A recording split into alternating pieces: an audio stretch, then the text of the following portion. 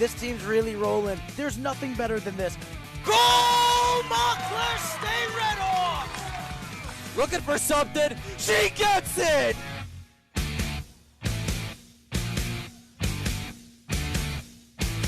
O'Callahan!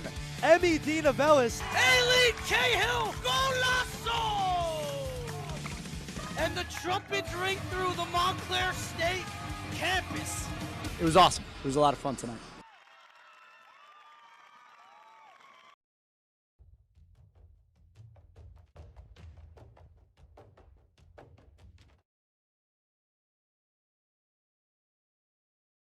Park, Brandon Masmarazzo joined by Matt Bruchet as we have NJAC playoffs ready to start in just a few moments as the Montclair State women's soccer team is set to take on the 6th place Ospreys.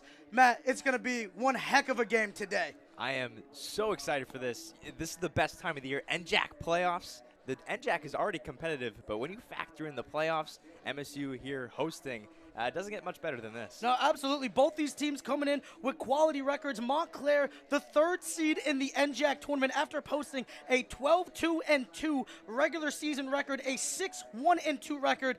And they, of course, once again are taking on the Ospreys of Stockton. They're coming in with this one, an 8-3-7 regular season record, a 2-3-4 record. But none of that matters. It all starts today, Matt. So excited for this one.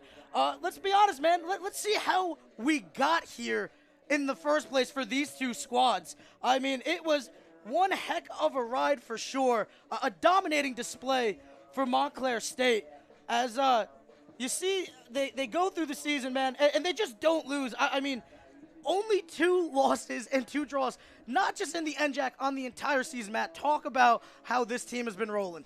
The team has been rolling in all aspects of the field. Not only have Kylie Prendergast and Aileen Gale have done such a great job attacking, but Haley Martin has had another season of straight dominance.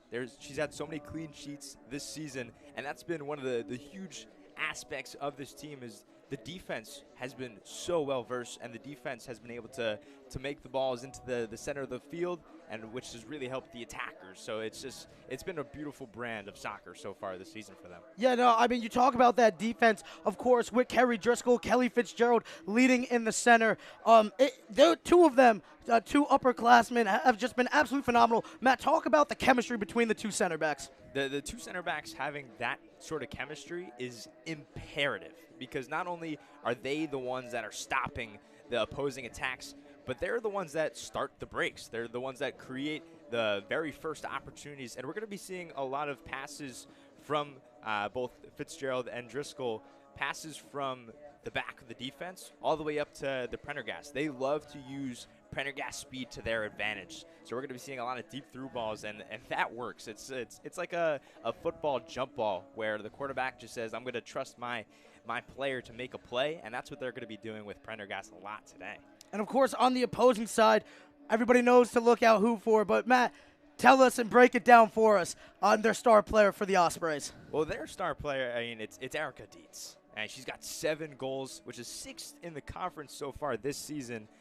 She's got 3 goals in the conference, 15 points. She's their leading shots taker with 41, and 26 of them being on goals. You got to look out for number 29, Erica Dietz. Yeah, no, you got that right, man. I mean, 3 goals in conference, 7 on the year thus far. The top point getter for this Osprey team. She's been a dog all year. And to be honest with you, you look at that on shots percentage, her 60% of her shots end up on goal. I mean, she just knows how to place it, man. Yeah, and that means that Haley Martin's going to have her hands full in net.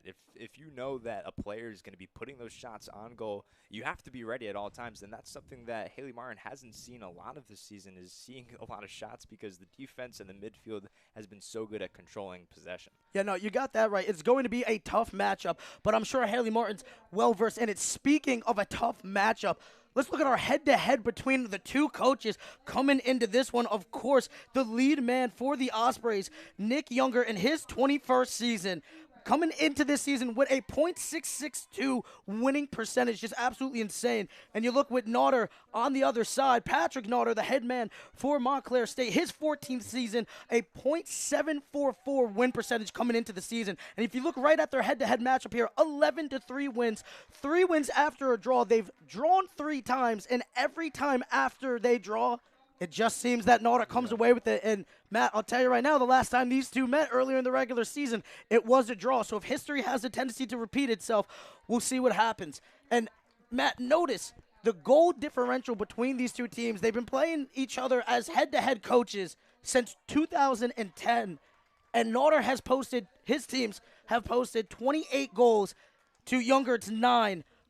It's definitely something to look out for, especially with the largest win margin. So, I think the history kind of favors Naughter, but you can't count out Youngert, Matt. Oh, for sure. And it's so interesting. I love talking about these two head coaches because combined, they have 34 years of experience. I mean, there's so much that goes behind that, and we saw them talking to one another before the game. So I can only imagine the words of wisdom that they can both chop back and forth with. Yeah, no, you got that right, man. They definitely share some history. And speaking of history, I believe we have a sideline reporter, Luke Sirianni, is going to have something for us on that.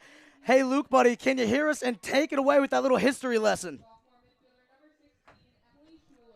Right behind me, but I want to bring up a little history stat before we start the match. Montclair State all-time is 15, 20, and 12 against Stockton. Not too many teams push around Montclair State like that in the history, but no better day than today to steal a win off in the playoffs, Maz. Matt, back over to you guys. Thank you, buddy. And you know what, man? We're just about to get started.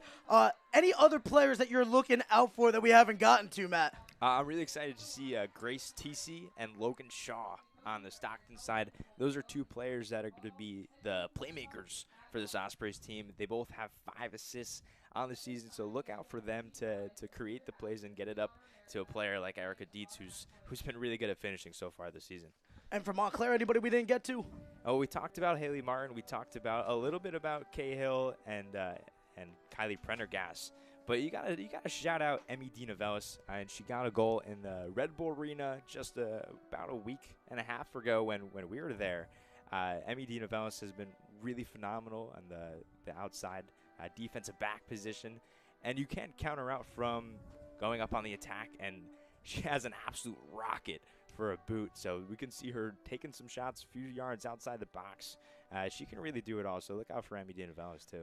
No, absolutely, but I think it's time we get to those starting lineups. First, we're going to be starting with the opposing Ospreys. Back in goal for them, the sophomore out of Upper Township, Morgan Keel. They're also rocking with number 3, the freshman midfielder, Katie Ambos. Number 4, the freshman defender, Bella Benars. Number 6, the sophomore defender, Carissa Goodwin.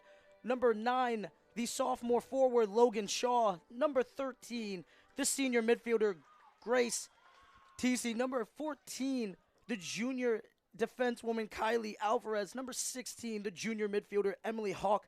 Number 17, the sophomore defender, Riley Joka. Number 20, the junior defender, Sophie Drea. And number 29, the junior forward, Erica Dietz. And notice how in their starting lineup they're playing a 5-3-2. So they're going to have 5 defenders, which is pretty imperative. They've only allowed 2 goals out of conference this year. So they've kind of struggled when they're playing in the NJAC. They're allowing 13 goals and only have scored 7 so far in NJAC play this season. So they're going to have an emphasis on being able to hold Montclair State, not trying to let them score first in this one. Yeah, you got that right. Definitely playing a defensive front. But I'll tell you who's going to be playing a little more of a balanced look and looking to get up ahead. Let's go to the starting lineups for the Montclair State Redhawks. Of course, back in goal, the senior goalkeeper out of Middletown, New Jersey, number 1, Haley Martin. The graduate defender, number 4, out of Warren, New Jersey, Kelly Fitzgerald. The sophomore defender, number 6, out of Waldwick, New Jersey, Julie Baker. Number 8, the 5th-year midfielder out of Clark, New Jersey, Megan O'Callahan. the junior defender, number 10 out of Old Bridge, New Jersey, Emmy DiNovellis. The sophomore midfielder, number 16 out of Staten Island, New York, Emily Schuler.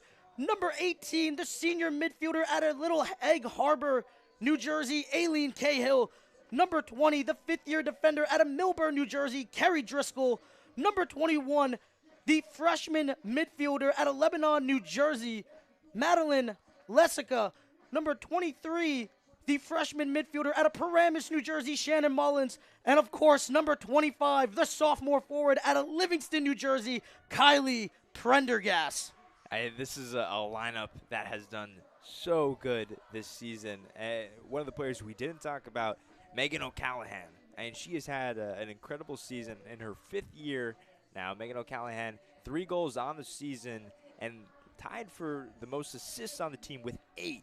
So Megan O'Callahan is one of those players that when she has the ball at her feet, she's able to really open up the offense and look for players like Aileen Cahill, Kylie Prendergast, obviously, to finish inside the box. Yeah, no, absolutely. And I'm happy that you mentioned O'Callahan because we know that she transferred in this season, and the impact that she has made has just been absolutely ridiculous. Of course, her and Fitzgerald, the 2 transfers into this program. What does that mean that's going on here at Montclair State in terms of soccer, in terms of women's soccer, to bring in 2 transfers like those players? Oh, it's absolutely huge. I mean, anytime you can have those players of those caliber, they immediately can make that impact on the field.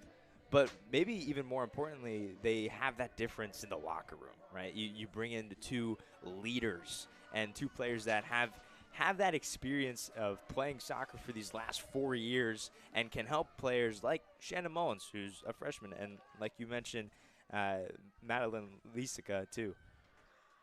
So it's going to be Montclair starting off with Aileen Cahill. Of course, Montclair in the classic white uniforms with the red numbers. Stockton is going to opt for the black and gray stripes, and that looks like white numbers. As you see, Montclair quickly trying to win field possession right off the opening whistle, and they do, Matt. Yeah, and that's something that Coach Notter has a really big emphasis on, is trying to win those 50-50 balls and being able to play on the ball. And they're going to be sending a lot towards Prendergast, who was successful in that last one. For sure, and we know that Montclair loves to play a high-pressing style. They love to pin teams in that back final third, and they're always looking for the next goal. It's such an awesome display. But as we said the last time that these 2 teams met, Matt, it ended up being a draw. Yep. So 0-0. No goals were scored in that day. I was just watching that game earlier this morning, and it really felt like Montclair had the ball for pretty much the entire time, and it showed in the stat column to 18 shots to Stockton's 4. So they really had Stockton on their heels the entirety of the game. So if you're Stockton here, you're going to look to get possession and hold it. Yeah, that game took place all the way back on September 27th. And I'm pretty sure that was played at Stockton. So it's going to be a whole new game. Oh, now a month later, more games under the belt. And, of course, the win or go home situation of the NJAC tournament. Such an exciting day, Matt. And we talk about how competitive the NJAC is, and we talk about the records that these teams have had and the way that they've gotten here, but all of that is wiped clean. I mean, this is the playoffs. This is win or go home. Anybody can win on a given day, especially in the New Jersey Athletic Conference. For sure, as we see Stockton now switch the field of play into Montclair's half. We don't see that too often. Most of Montclair's games normally being played early on, either at midfield or on the other end. So I think this is a good look for Stockton to switch the field early on. Yeah, and that's going to be something that they're going to look to do a lot this game. I mentioned that they didn't really have a lot of the possession in their last game. And what a slide tackle coming from Fitzgerald. Driscoll ends up clearing back to midfield. Yeah, Driscoll has been so good at that. Really does a good job of clearing the ball and giving the attackers a possibility of getting the ball right back. As Driscoll heads it, a 50-50 ball will ensue. Both teams trying to get a foot to it. The ball will fall with Baker trying to reset here. And Montclair is really good at the one touches. So you'll see a lot of times that they're always looking for the next person to pass it to. as you see here, and we talked about that back line, more than capable of getting it done when they're on the offensive side of the ball. What does it mean to have a back line that can create offense for you, Matt? It's so cozy, I'm gonna say, because you can go out and you can go attack, and you know that you have that defensive line behind you. That if Stockton were to get a counterattack, that they're good at defending that. But also, if the ball were to go rebound to the defensive line, that they can also make plays. As the backheel pass coming from O'Callahan was on target. That next pack getting cleared. You see O'Callahan trying to fight for the ball. She's going to be joined back there by Prendergast as that ball hits off of Prendergast. A nice job to not let them clear out of their own zone. And Prendergast is one of those players that hustles a lot, even when she's not attacking. Like she's good at defense too, and she has really good reflexes in order to stop the ball from going anywhere. As O'Callahan trying to get position for Montclair. See Morgan Keel come off the line. This will be punted back to midfield. But Matt, right now, I mean, something we're not used to, MSU Soccer Park, absolutely so quiet. You can hear the players on the pitch right now. Hey, maybe everybody's just at home watching this broadcast. I'm telling you, we got a decent turnout. You know, more fans are going to be coming out, but I think it's the tension, really, of everybody's kind of holding their breath. They know that this is it for the season. From here on out, it's win or go home. Mm-hmm. And that's just one of the nerve-wracking and also one of the best parts about sports. I mean, it's a great thing, really. The win or go home, Game 7, whatever you want to call it. I mean, it's one of the best things of the world. As Prendergast crosses in, she'll find Cahill. Cahill on the edge of the box. She's pressured by two Ospreys. Baker trying to get back to the ball, but she'll be beat out by Shaw. A clearance from the back line will send this one out of bounds. Yeah, so this is what we saw in that last matchup about a month ago. It was just Montclair's constant pressure and Stockton doing whatever they can to get the ball away, but inevitably Montclair is getting it back and working their way right up the field. As Baker's looking for Lessica there, that's Grace Tessie on the defense twice now, just locking up and with no-nonsense clearances. Yeah.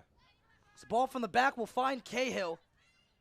Looking for options, opting to get it out to her partner, Prendergast on that left wing. Prendergast going to try the defense, taking on one now, crosses into the box, and just too high for Lessica. And that ball rolling out of bounds. Ryan White and I called women's soccer a few weeks ago against TCNJ, and we talked about how fast Prendergast is. She can really use her speed to her advantage like she did there. She did a little hesitation, went to the left. A great cross, just a little too high. But Prendergast is really one of the fastest players in the NJAC, and you love to see when she uses her speed because it really catches defenses off guard. You know, that speed is game-breaking-esque. I mean, she can turn the corner on almost anybody right now. And a heck of an effort coming from Shannon Mullins to win that ball back. Cross-in header flying in, and what a save coming from Morgan Keel. Incredible save, diving to her right. I'm glad that she was able to make that save because now I can talk about her stats that I've been waiting to talk about. Morgan Keel, 12 games started this season, 62 saves, save percentage of almost 90%, probably 90% after that last one. Morgan Keel, sophomore, and she's done a really great job this season. Speaking of a great job this season, Aileen Cahill going to win the possession back for Montclair. It's going to be Baker on the throw-in. And now Montclair is starting to ramp up the pressure. As you see this game, the last 3 minutes being played in Osprey territory. And an unusual touch, as you see, looking back on that replay, that cross coming in. And what a header, just a little bit more power, and we could have saw that one into the back of the net, Matt. Yeah, but that was perfect placement. That's exactly where you want to put those types of headers. Keel was able to get on it, though.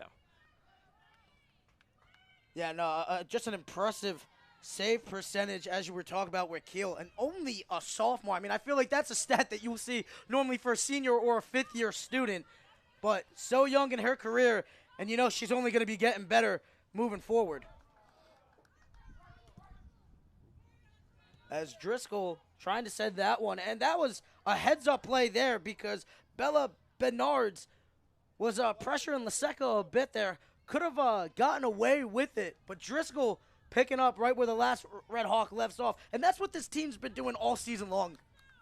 Yeah, and it's really been so fluent for this Montclair State team. They really are a great spot in all aspects of the soccer pitch. As Mullins shouldering that one, Cahill on the ball right now, sending it over with Baker. Julie Baker just missed timing the touch, going out of bounds. You see a little bit of frustration on her. You know she was looking across that one towards the box. Yeah, and Julie Baker is a player that's definitely going to have a good impact on this game. We saw her doing the throw-in before, but she's one of those players that is defensive mid, but she's also a really good playmaker.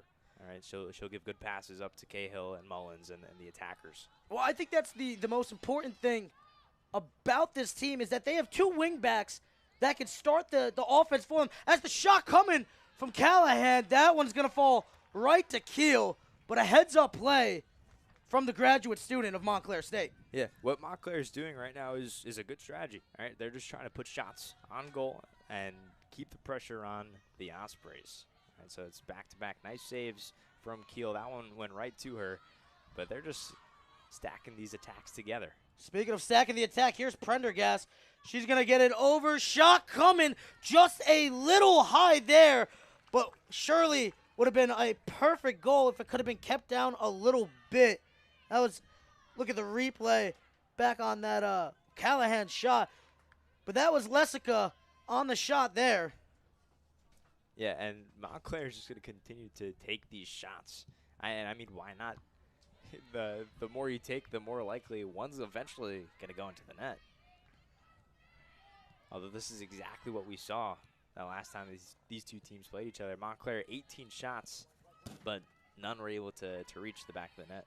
Well, you know, no disrespect to the Ospreys, but if we're just looking at goal totals as teams, I mean, you kind of have to be, I understand being defensive, but at some point you have to get plays going. You can't just sit back the whole time. Because if it ends up going to penalties, even with them just sitting back there, I think it favors Montclair State, even though they have a quality sophomore goalie in net. You just can't put it all on the goalie to save you in those situations. It's almost impossible, Matt. Yeah, and that's just something that we've seen from the season. The goal differential for both these teams is quite different. Montclair State, 24 goals in the NJAC and just 7 allowed. I mean, that's a goal differential that will win you most games. And then looking at Stockton's, it's 7-13. So they're -6 between goals scored and goals allowed. And so that's something that's going to have to change if they're going to want to win this game. And an unusual facet of the game that we should talk about, it is an unusual 79 degrees out today. I mean, after these players being used to playing in the cold, it was down to the 50s. As Prendergast is now in a break. Shot coming. That hits off an Osprey. What a quality job there by number 14, the defender, Kylie Alvarez. But that's going to be a corner for Montclair State, their first of the game. Yeah, and they're going to want to keep getting a lot of these corners because they're so good. They have a lot of different set pieces and different play designs. Like they'll give it short to Cahill and work from this way. O'Callahan trying to cross, just too much sauce on it. That one's going to go out of bounds for a goal kick. But going back to the temperature here, Matt, I mean, 79 degrees after it's been down to the 50s, and these women have been used to playing out there. Do you think that's going to play a factor at all today? I don't think it'll play too much of a factor.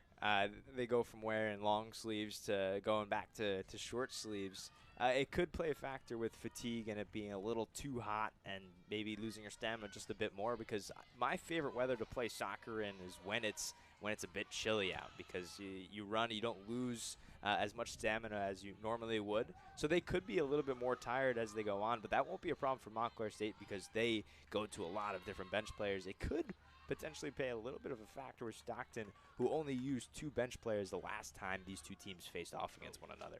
And for sure, I mean, going to that bench for Montclair State, of course, you got Kim Campbell, Vanessa Ponce. I mean, there is talent up and down the roster. Lynette Restrepo back in defense, Lauren Ernst up in attack. I mean, Naughter has a squad that runs as deep as the Grand Canyon, to be honest with you, when it comes to players to put onto the pitch and who you trust. Yeah, and that's so important, especially when it's hot right now. I mean, you're gonna want to go to the well.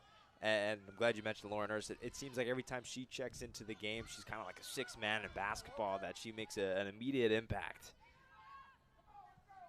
As this ball is going to fall back with Martin.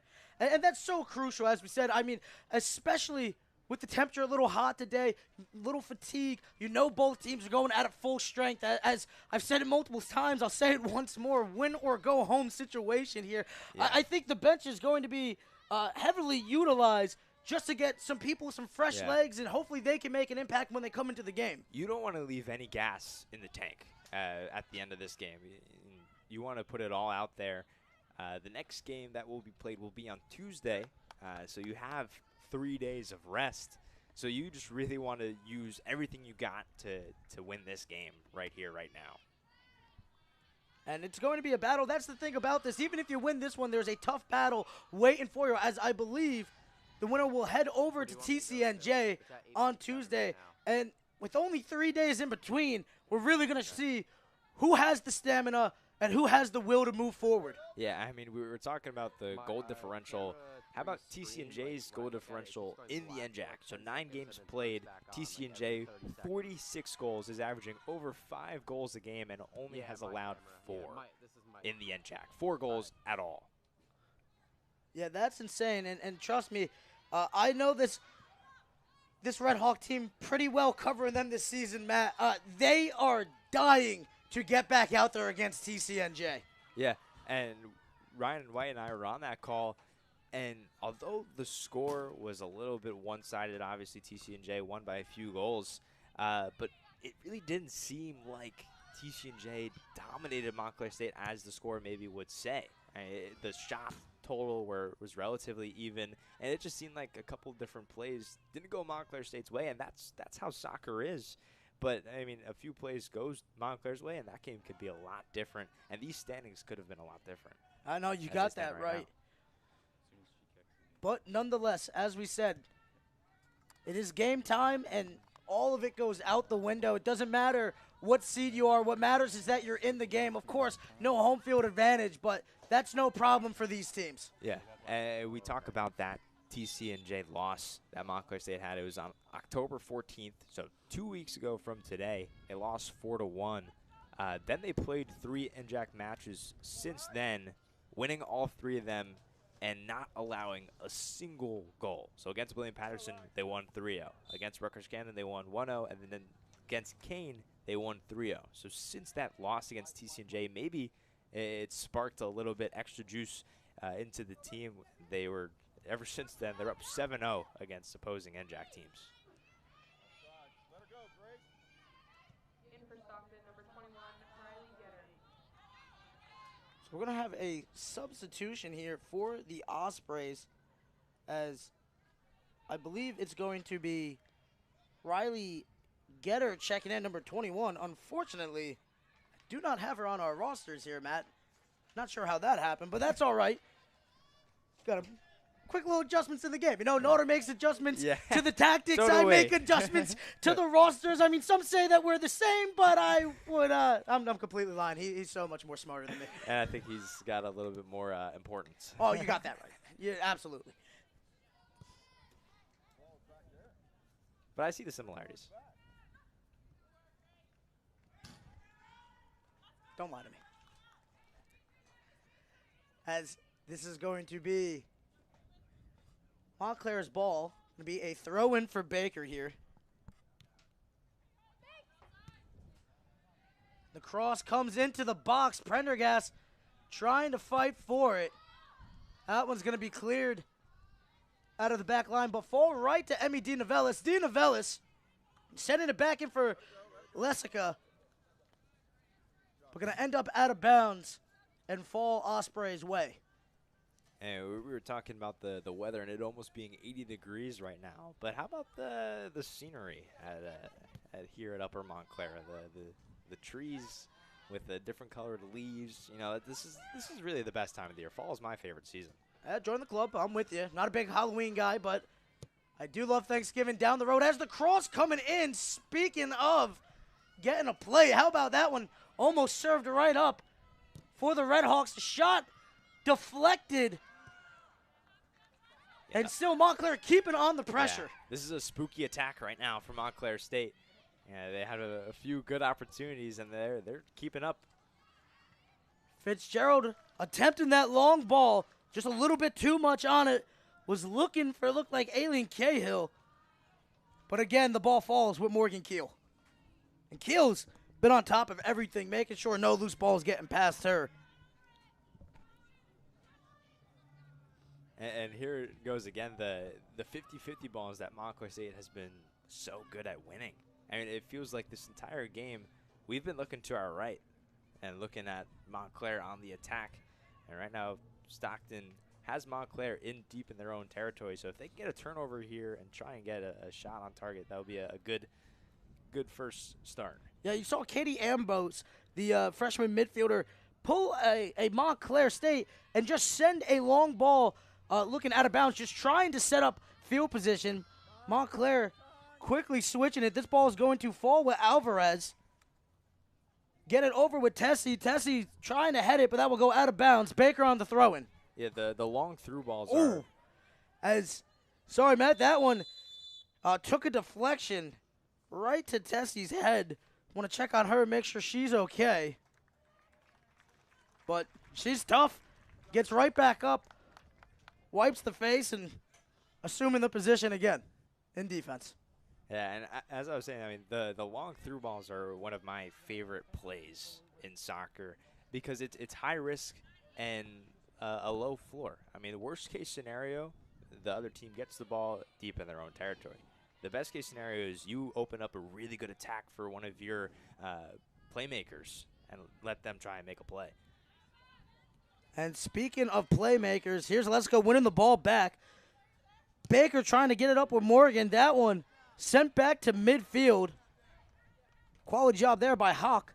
Yeah, you talked before about how important it is to have a defensive line that is also able to help on the attack. And that's the type of play that I brought up is when a rebound happens, you can have your defensive line get the rebound and put it right up immediately. Prendergast sending it towards the box. That one's going to be headed away by an Osprey and will set up another corner for Montclair State. And that was a smart play by Grace TC there, using her head after just getting a little shaken up. But Montclair's going to play it quick. Opting go with the short corner as you see. O'Callahan sending it in. Baker just getting a touch on it, but not enough contact. Dean Novellis attempting the one time. That's going to fall wide. And this is not what you want to be if you're Stockton right now. Montclair is just continuing this pressure. Looking at the shot comparisons right now, and Stockton doesn't have a single shot yet, and Montclair's got 5. So and our eyes aren't deceiving us. Montclair has really been holding possession for most of this game. And they just brought in more attacking power as Maddie Lessica checks out. Kim Campbell is going to check in. The graduate forward out of Bergenfield, New Jersey. And you see Campbell getting involved in on the play. But that one, once again, is going to fall to Keel. Yeah, Campbell with 2 goals on the season. You mentioned her being a grad student. And just one of the veteran leadership presences that this Montclair State team has so many of. And so when you can bring in a player like Kimberly Campbell 20 minutes into this game with fresh legs, and you got to look out for her right now. Callahan threw ball over the top, right on the money for Prendergast. Kylie Prendergast trying to take on 2 defenders, but she's quickly stopped by Carissa Goodwin. Trying to get it going again. The ball will fall with Keel. And Montclair keeps on knocking on that door. Yeah, and that's what the Ospreys have to do. They have to have 2 players on Prendergast when she's cutting down the outside because she's so dangerous. And Montclair State was smart to immediately do the throw-in, and Prendergast had an open look, maybe had some more space, but nonetheless got a shot on target. That was going to go right into the lower corner. Another good save from Morgan Keel. As this one is flown up into the air from Riley Getter. It's going to fall with Baker. Baker Not enough touch on it. This one's sending back Montclair's way by TC. And Martin will come way off the line to get the ball rolling again. Yeah, and Stockton is just on their heels right now. And they're just constantly facing this pressure from Montclair State.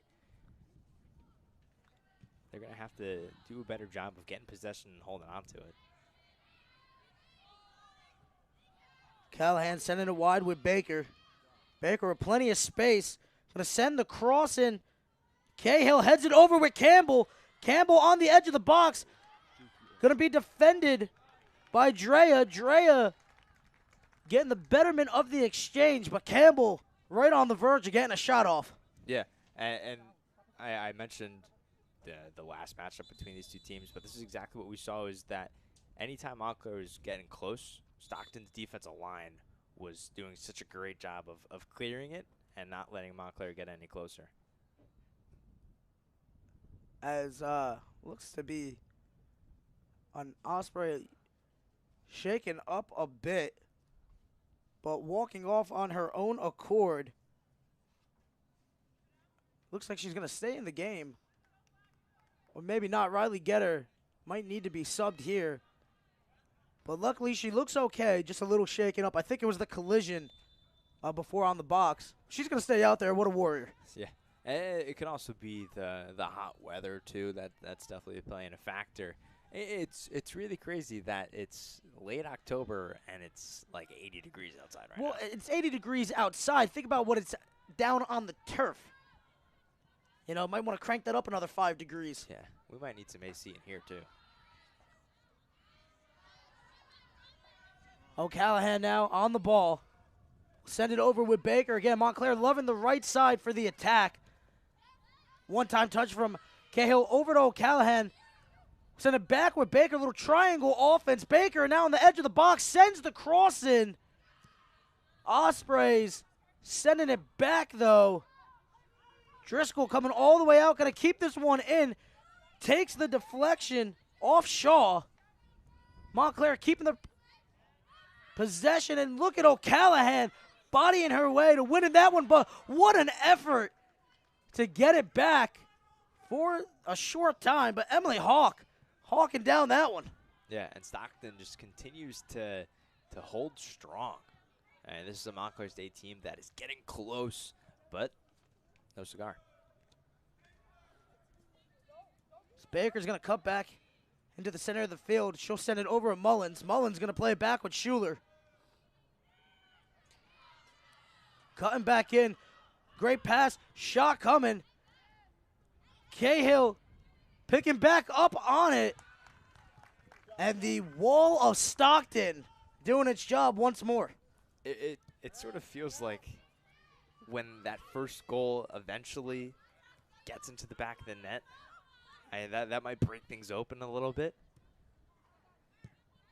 But right now you're seeing Stockton not even looking to win back the possession, just clear anything out of the final third right now, as they're going to be playing a real defensive game. We know that they got the draw last time out against Montclair State. You know they have to take that as somewhat of a moral victory going to battle with this high offense that Naughter has produced this season. Yeah, it kind of expected them to play maybe a little bit more defensive today when they rolled out the 5-3-2, 5 defensive backs. But this is the type of plays that's going to be so crucial for them, is the 50-50 balls. As Cahill trying to win the ball back, it's going to be Stockton coming away with it. But look at the pressure from Baker winning that one up. O'Callahan trying to send it wide. That one headed away. And again, Stockton just not messing around, trying to get this ball back across midfield. And like a volleyball match, playing with the long balls here. It seems like there's more space for Stockton to put the ball on the ground and to dribble up a little bit. Not the biggest fan of sending it deep and hoping for the best in this aspect of the game right now. So Driscoll going to send it over with Martin.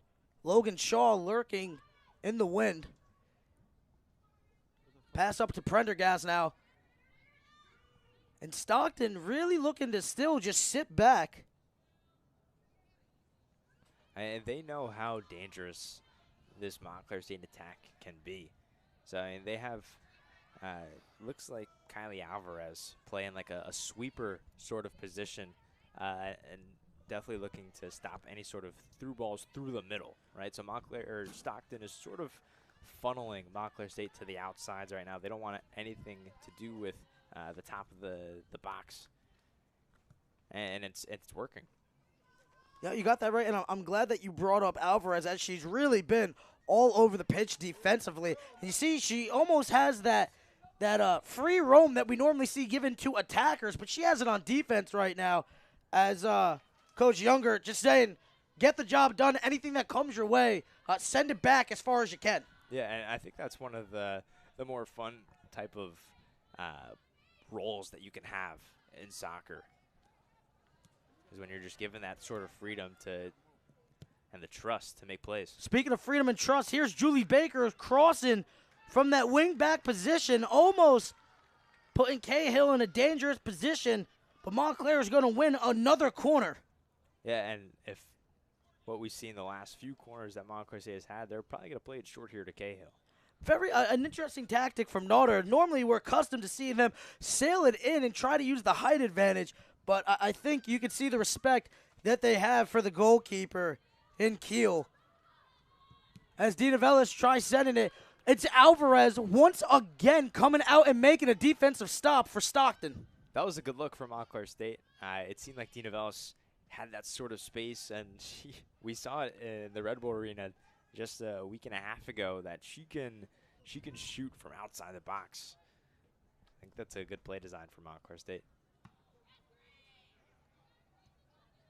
As Stockton looked like they had something going for a second, but Montclair, Schuler, and Baker quickly linking up to get on top of it. You see the pressure coming from Gia K.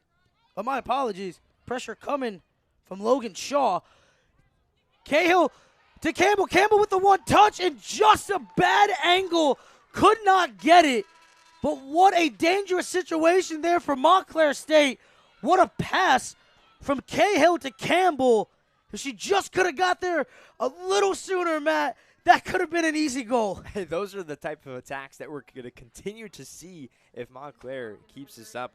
We see Cahill dribbling in. Great pass to Campbell with good touch, just a little too strong to the outside.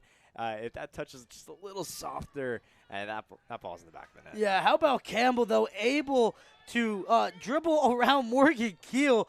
Just maybe got a little too deep on the play, but what a dribble motion there. Speaking of some quality dribbling, here's Prendergast going to send it over to Campbell again. Campbell showing off the strength, shot coming, and again, Keel on top of it. Hey, this is a Keel legacy game right now. She is doing everything she can to keep this scoreless right now. But this is not winning soccer by Stockton. Well, you know, they say that defense wins championships. As you see, they're trying to get the offense rolling, but it just seems that every ball that Stockton sends, there's a Red Hawk there to intercept.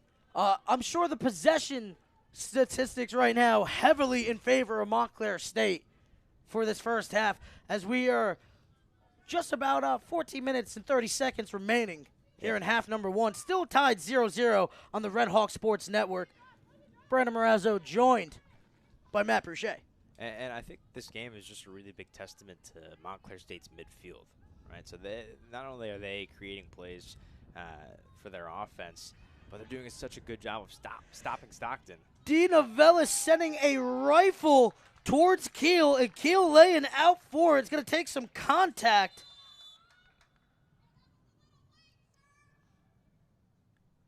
As you saw the late contact coming in there for the Red Hawks. I believe that was Shannon Mullins on the contact. And, Matt, that could have potentially gone either way. I thought Keel actually had the right to the ball. I don't think it was a big enough contact for a card, but we've seen goalies get the benefit of those situations before. Yeah, I mean, it's kind of like a quarterback. Like you want to protect those types of players that are typically in exposed situations. Goalkeepers are always putting their bodies on the line, and so it's a good idea for the ref to favor the goalkeeper. Speaking of bodies on the line, Emily Hauk is going to take the rough slide tackle there from Megan O'Callahan. This will set up a free kick for Stockton at midfield. And we'll see what Stockton has drawn up. Booting that one deep is going to be headed. And Logan Shaw able to keep it in. We'll play that back with Tessie.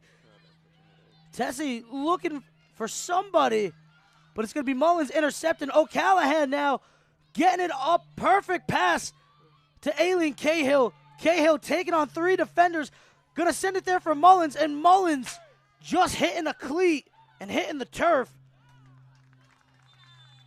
And a heads-up play there by Grace Tessie, letting that one fall out of bounds. Yeah, warrants a goal kick here now.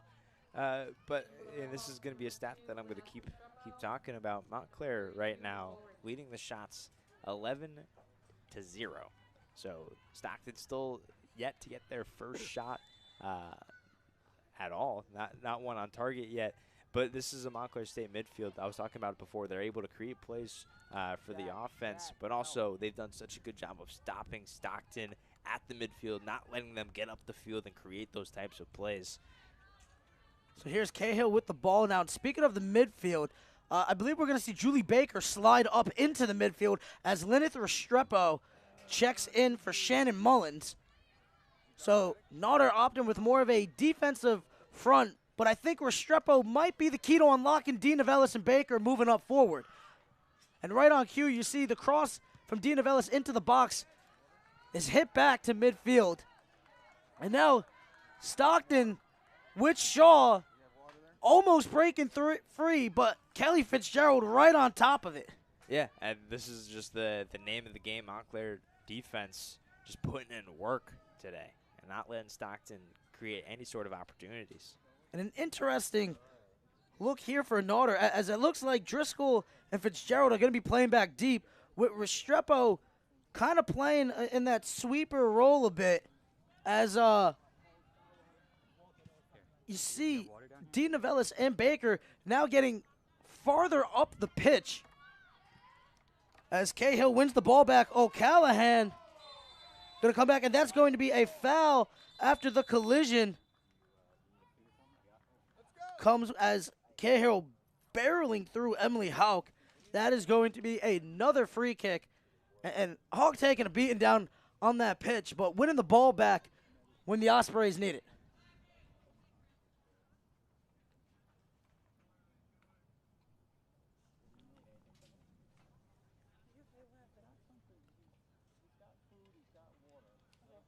As I believe one of our camera guys is down right now. Hopefully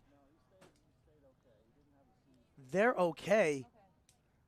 It is pretty hot out here, man. I'm not really sure what happened. So we're going to take a quick break. Hopefully everything's okay as we get things sorted out. Shout out the medical staff coming over right away, flying across the pitch. But, Matt, right now we're tied up at 0-0. And we're going to take a quick break with 10 minutes, 49 seconds left here. We'll get an update shortly.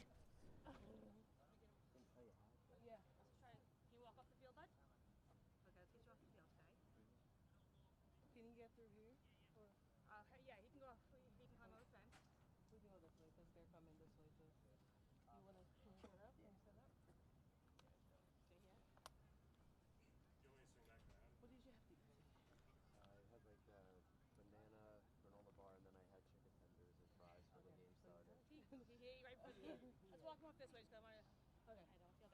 Let's walk them up this way. You want stuff out of your cooler or anything? I'll get his stuff. Thank you very much. I appreciate it.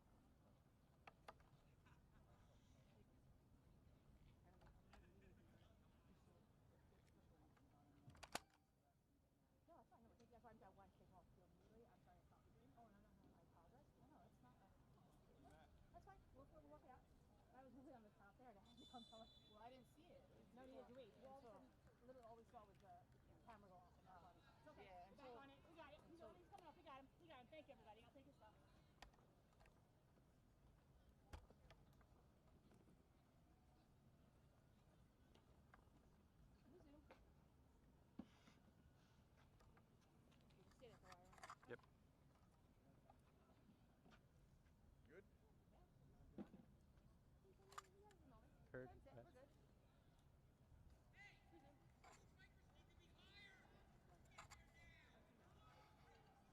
We apologize for the delay. One of our camera guys, something happened there. Shout out the medical staff, able to get over to him and take care of him. But we're back to the action here. 10 minutes, 43 seconds and counting. It's going to be a free kick after that foul from Cahill.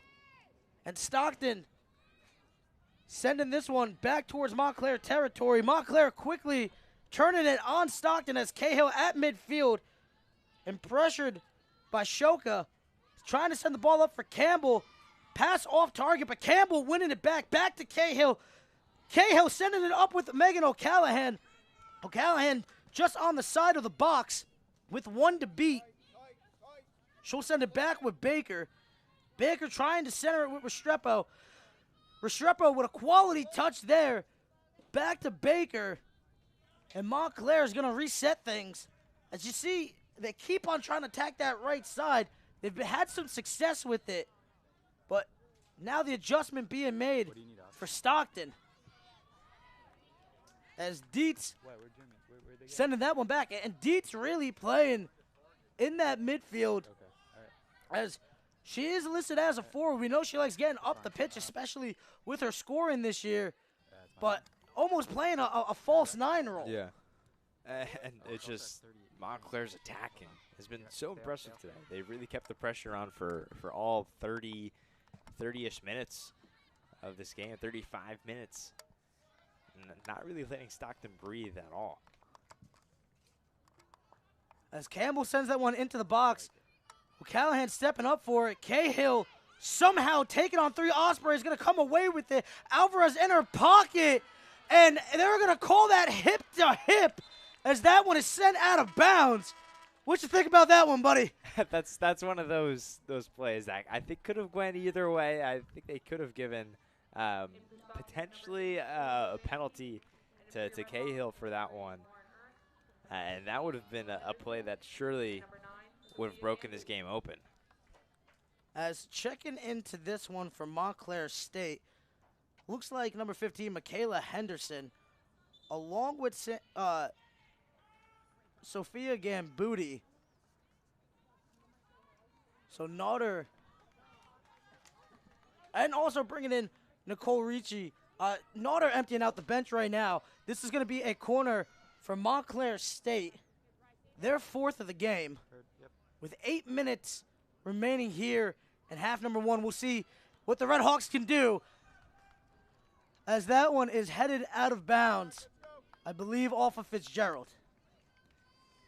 If you're Stockton right now, there's some positives that you can go into halftime and be like, all right, we can do more of this, and we should probably do less of this. And right now, it's the shot margin. Montclair continues to just keep this pressure on Stockton that has been too much for them to handle, and this is a potential opportunity for the Ospreys. As Kayla Rosansky checking into the game, showing off the speed, but seems to have trapped herself into the corner, trying to win, and a cheeky move there as she would look trapped, but she wins the corner kick. And now, after about 15 minutes straight of defending, Stockton deep in Montclair territory.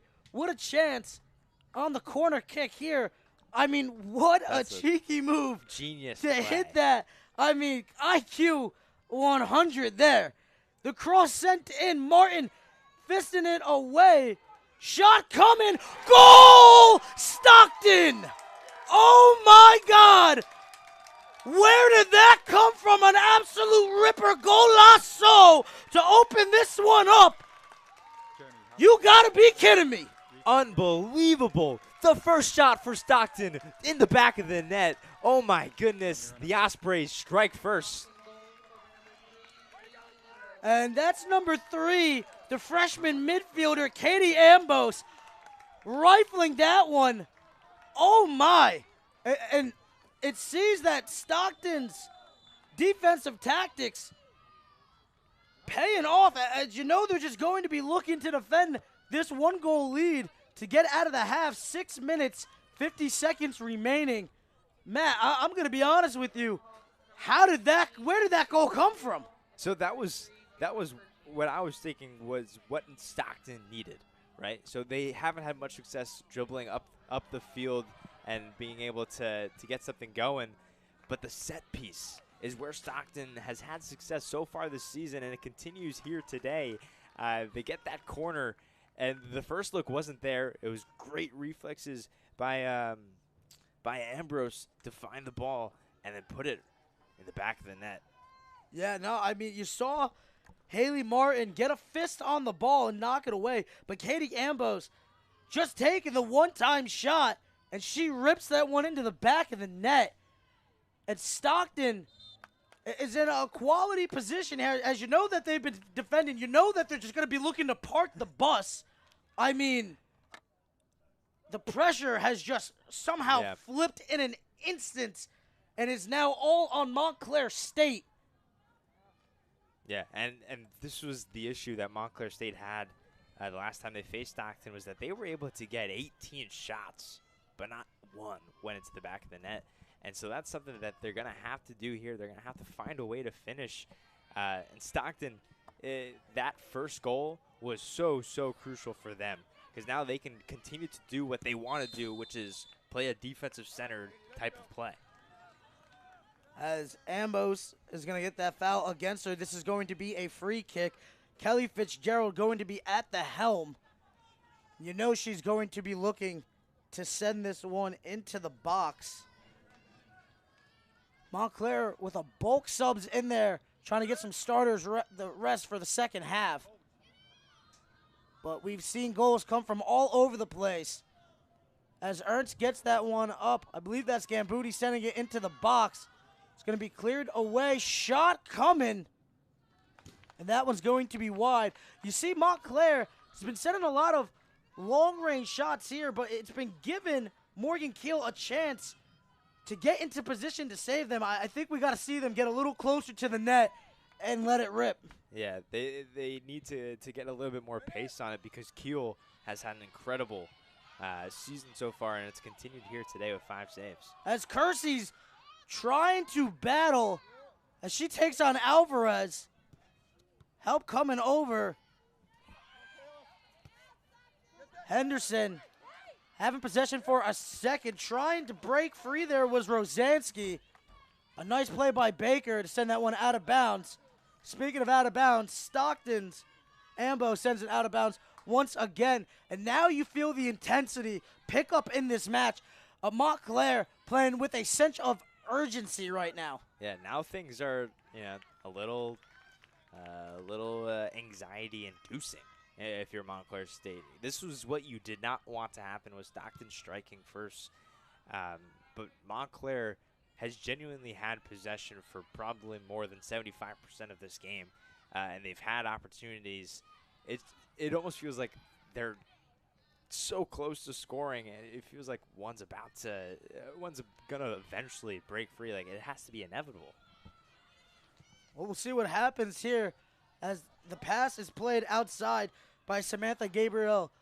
It's going to play it outside with Ernst. Lauren Ernst crossing it into the box. That one headed away.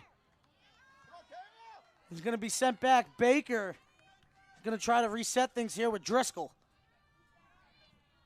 2 minutes, 55 seconds remaining here in half number 1. Fitzgerald trying to send it up. But again, Stockton just playing the bad away game. Come on, 2 minutes, girls. 2 minutes. Let's go. And here's the dangerous situation. I mean, Stockton beefing up the defense even more. Now 6 defenders back there.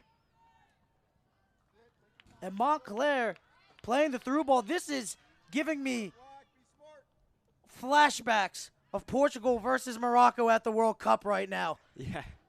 Oh, yeah, that's And- sorry. Sorry about that. We all know that's one of my worst memories, possibly in my life ever, being of Portuguese descent, Matt.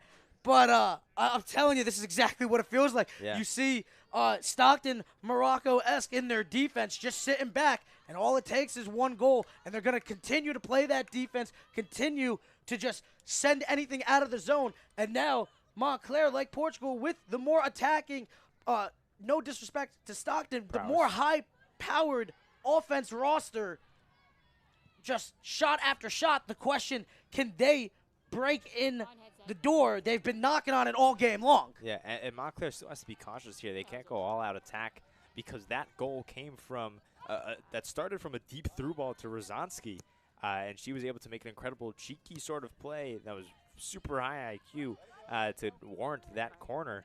So Montclair can't go all-out attack and leave only a few defenders, because if Stockton gets a deep through ball and they make something happen, and it's 1-0 now. And how about, Rozanski? She got trapped. She purposely trapped herself in that corner. She saw that she had no help coming as she showed off the speed. But she's taken on 2 Red Hawks. She ends up in that back corner, and you see her go behind the leg, purposely knowing that she's going to try to get that angle with the power, and she slams it right off a Red Hawk defender. That's what sets up the corner. I mean, it was just such a high IQ play. So smart. And Montclair, again, trying to get the ball over to Kersey. Kersey can't corral it.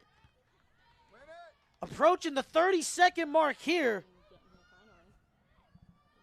As Restrepo is going to send it back with Driscoll. Montclair needs to get going. And Driscoll knows that as she sends it up with Ernst. Ernst trying to get it over with Gabriel. That one's going to be out of bounds. I'm sorry, trying to get up with Gambuti. That one's going to be out of bounds. A throw in for Montclair. 10 seconds. That one's sent in. Kersey trying to chest it down, and it's going to be Keel making the save. She's going to take us to half, as she's just going to play out the clock here.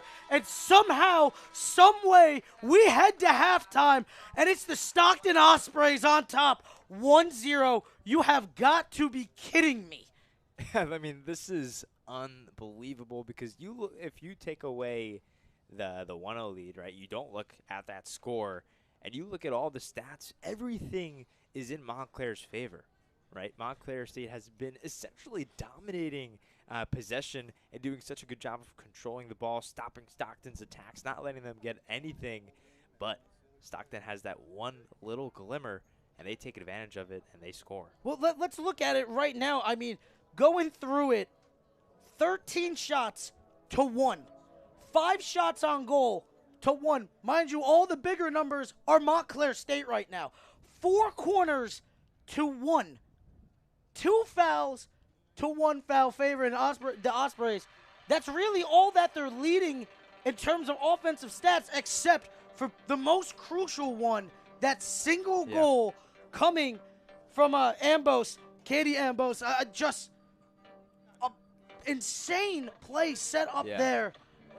I still don't even understand how that happened. They were sitting back with the defense, Matt. Yeah, and you mentioned all those stats, all favoring Montclair State, but they only had that one corner, and they took advantage of it. I mean, you have to respect the Stockton team, that they find ways to win, and that's what they've done all season long. And now Montclair State finds themselves down 1-0 going into halftime, and do you even have to make adjustments? Because it seems like everything that they've been doing have been working, except for the fact that they just haven't been able to punch it in. I think the adjustment just has to be with trying to get a little closer when those shots come. We've been seeing a lot of far shots coming from Montclair, and Morgan Keel has been able to adjust and get into quality positions to make the save. We've highlighted the save percentage. I mean, Keel, as a sophomore, is a star in net for the Ospreys. But I'll tell you right now, the play of the game, it's not even the goal. It absolutely has to be Rozanski, as you see that cheeky play, the through ball over the top. She takes it, runs all the way to the back corner, 2 Red Hawks on her, and hits the back heel to hit it off the defender, sets up the corner, which sets up the goal off the deflection off of Martin, just absolutely insane, to be honest with you. And we got Luke over on the sideline. Let's send it over to our sideline reporter. Luke, what do you got for us? Well, thank you, guys. Want to bring up a little stat here. Montclair State trailing 1-0 at half here, but Montclair State in 2023 outscoring opponents 40-15. Just the offense couldn't get going so far. A lot of attack, but no finishing in that attacking third. And averaging 2.5 goals a game. So second half, you really got to come out flying here. Also, Montclair State in 2023, after conceding first, they're 0-1 on the season. But today's the day you got to bounce back and grab those 2 goals in the second half for the win.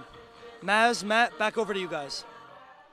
Thank you, buddy. And, you know, that is a quality stat to look out for, averaging 2 goals a season. But, of course, that one time this season that they've gone down first, they weren't able to bounce back. They will have an entire half to do so. And the way that the offense was clicking, you just have to feel the equalizers coming. Yeah, and that's such a crazy stat that they've only conceded the first goal 1 time this entire season, over 16 games played, and only conceding that first goal 1 time.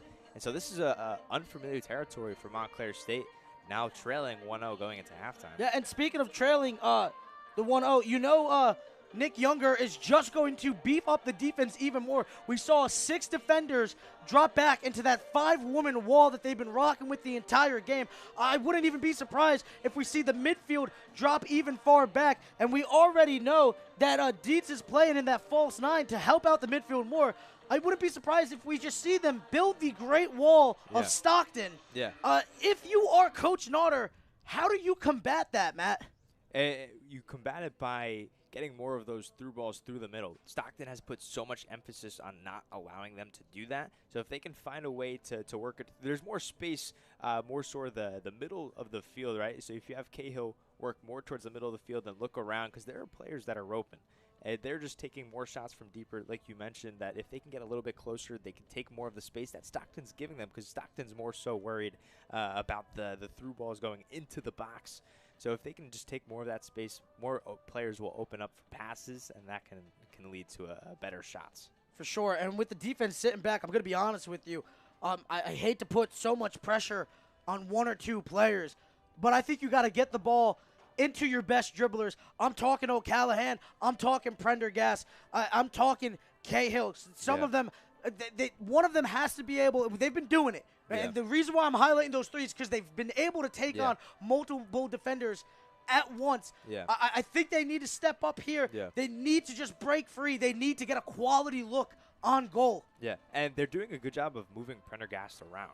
We saw Prendergast first start on that left side, going down the wing, and then they're moving her to the right side. So they're doing a good job of trying to free those playmakers that have been so talented so far this season. So I'm sure that that's going to continue going into the second half, that they're going to really look to draw players for their stars. Yeah, no, Montclair needs something here. As we said, it is win or go home time. Of course, the first round here of the NJAC tournament. You've been watching the Red Hawk Sports Network. Don't go anywhere. We have a whole second half for you. Brandon Masmarazzo, Matt Bruchet coming back at you with second half action of this NJAC matchup.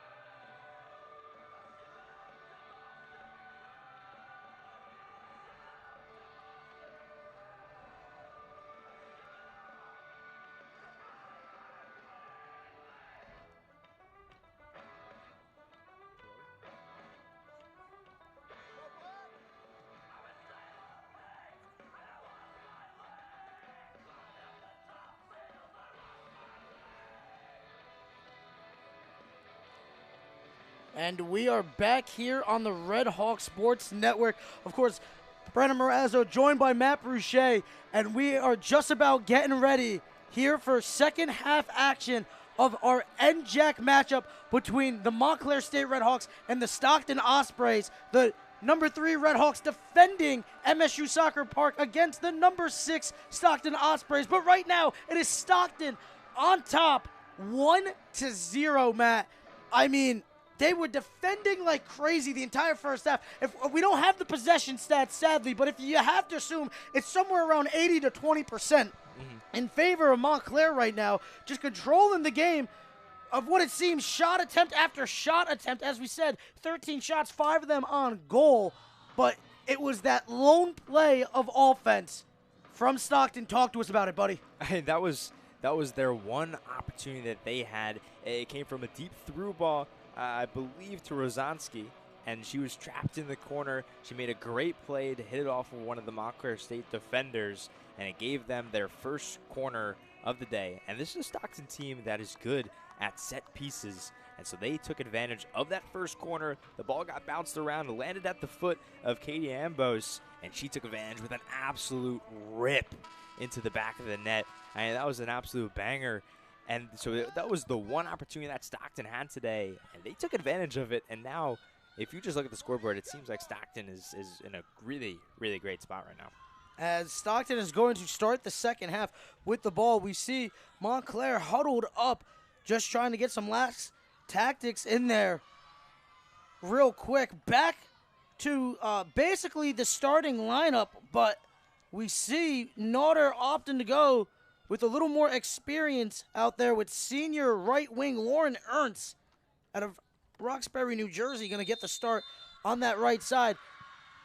Stockton pulling a Montclair State here as they send that one deep into Montclair territory.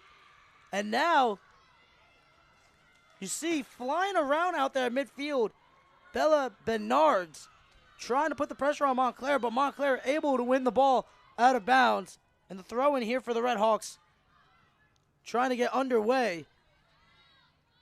Yeah, so Montclair, it's ever so crucial that you have possession and you can do something with it.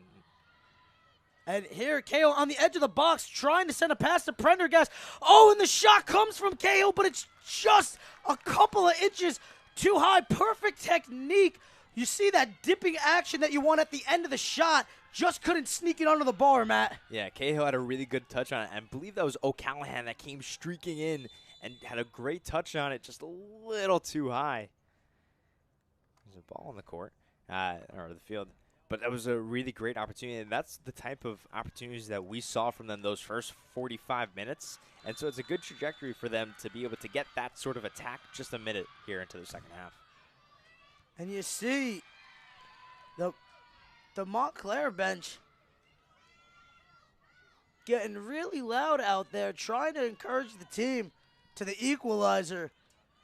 Fitzgerald on the ball now.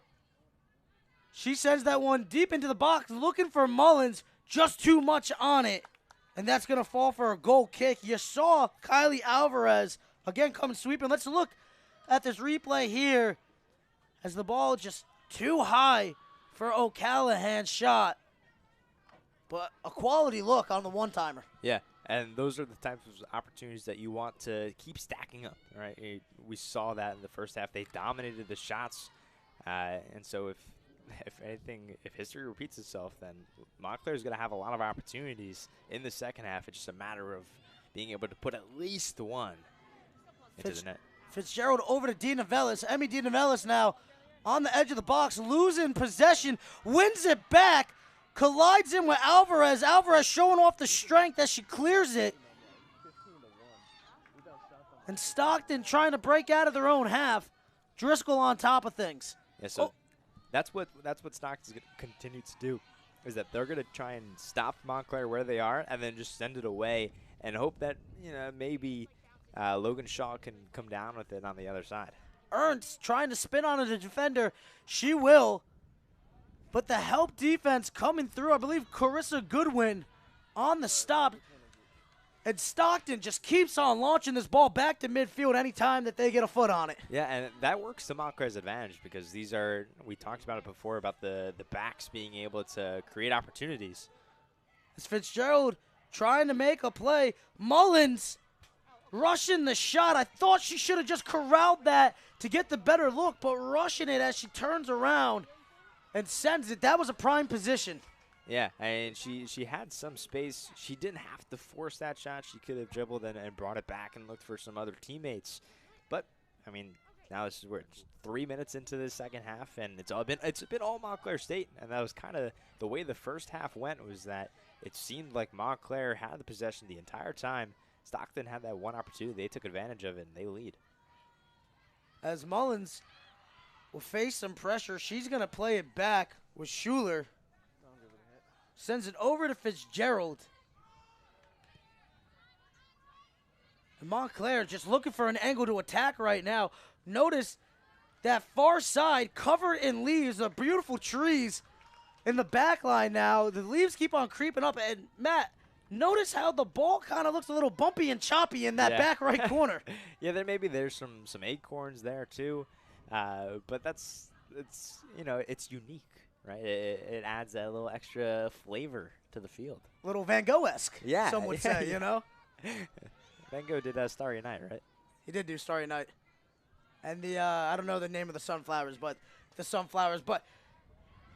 drawing up masterpiece, on the verge of drawing up a masterpiece goal is Montclair State. As you see, Cahill getting the last touch on that one. And we talked about them knocking on the door, just being right on the step of it. But now you're seeing Stockton a little more comfortable with that one-goal cushion. And they're really spread out in terms of the levels to their formation right now. But it seems like anytime Stockton gets the ball, right, Cahill had that opportunity, but it went out of bounds. So Stockton's throw-in, and they immediately turn it over to Montclair State. And now Montclair has to dribble the ball all the way back. Is that level of play sustainable for another 45 minutes where you can bank on your defense to just hold strong despite the constant pressure from this Red Hawk team and this Red Hawk offense that's been good this year? As Dee Novellis rounds the defender, she's going to take a shot as that one is not held onto by Keel. Montclair.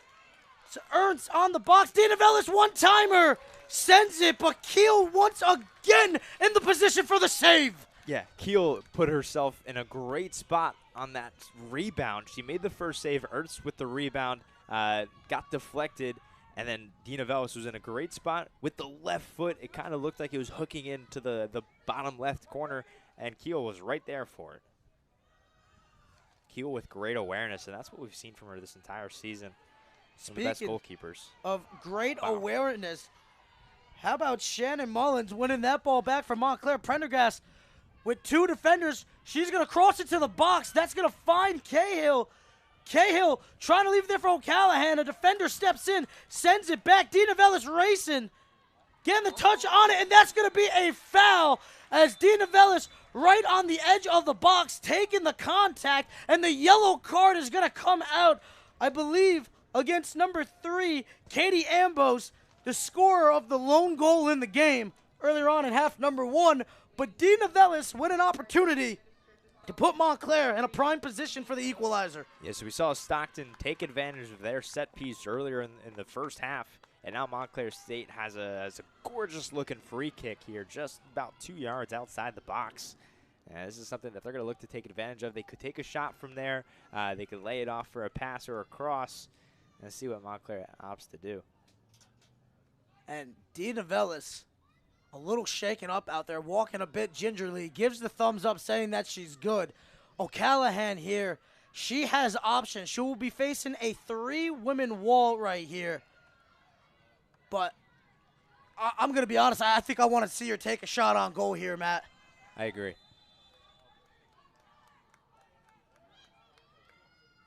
O'Callahan lines it up. Shot coming. Hits off the wall, ricochets. That ball going towards net. Everybody fighting for it. And somehow Stockton sends it out of bounds. absolute anarchy in the box right now. I mean, there was just so much happening. Couldn't see where the ball was, but you did see that Keel did not have the ball in her hands. You saw Keel on the ground, crawling, trying to fight for it. I don't know how Stockton was able to kick that one that close to the post out of bounds, but this is going to set Montclair up for a corner here. We'll see how they decide to operate. They're going to send it to Dina Vellis up top. Dina Vellis looking for a one-time big strike, forced to send it out. Cross coming, and just wide. As I believe that was Mullins. Couldn't put it on the table. Could have been a shot attempt there. Yeah, she had some space and had some players in the box. I don't mind the shot attempt, though. And keep the pressure up. As we can see, the ball somehow go out of bounds on that replay. Dina Vellis again on the ball as she sends that right into Dietz. Crowd wanting a handball, but the arm in a natural defending position. This ball sent out of bounds will be Montclair's possession. 37 minutes, 45 seconds. Mads, if you had to guess how many shots Montclair has taken, what would you put it at? Somewhere in the 20 region. Not quite. Not quite. 19. Just one short of 20, though. 19 shots Montclair has taken to Stockton's 1. You wouldn't call that the 20 region? I declare shenanigans. Anyway, Dietz now on the ball, pressured by Dina Vellis. Dina Vellis with a fantastic effort, but that one's going to fall right to midfield. As you see, Ambos sending it, trying to set up Shaw. Driscoll is there to make the stop as she sends it out to Baker on the far right side. This is a Stockton strategy that is working, right? This is you mentioned the Stockton wall, right? Montclair has not been able to penetrate this wall and be able to break one open, and Stockton doing a great job. If you showed somebody, right, the shots that have been taken so far, you showed someone the 19-1 comparison, and you asked, hey, what do you think the scores of this game?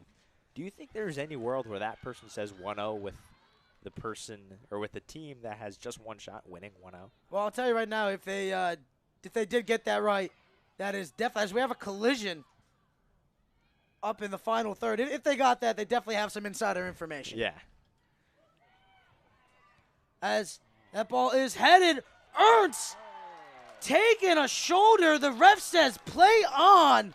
I don't know about that one. A lot of contact coming back there from Kylie Alvarez.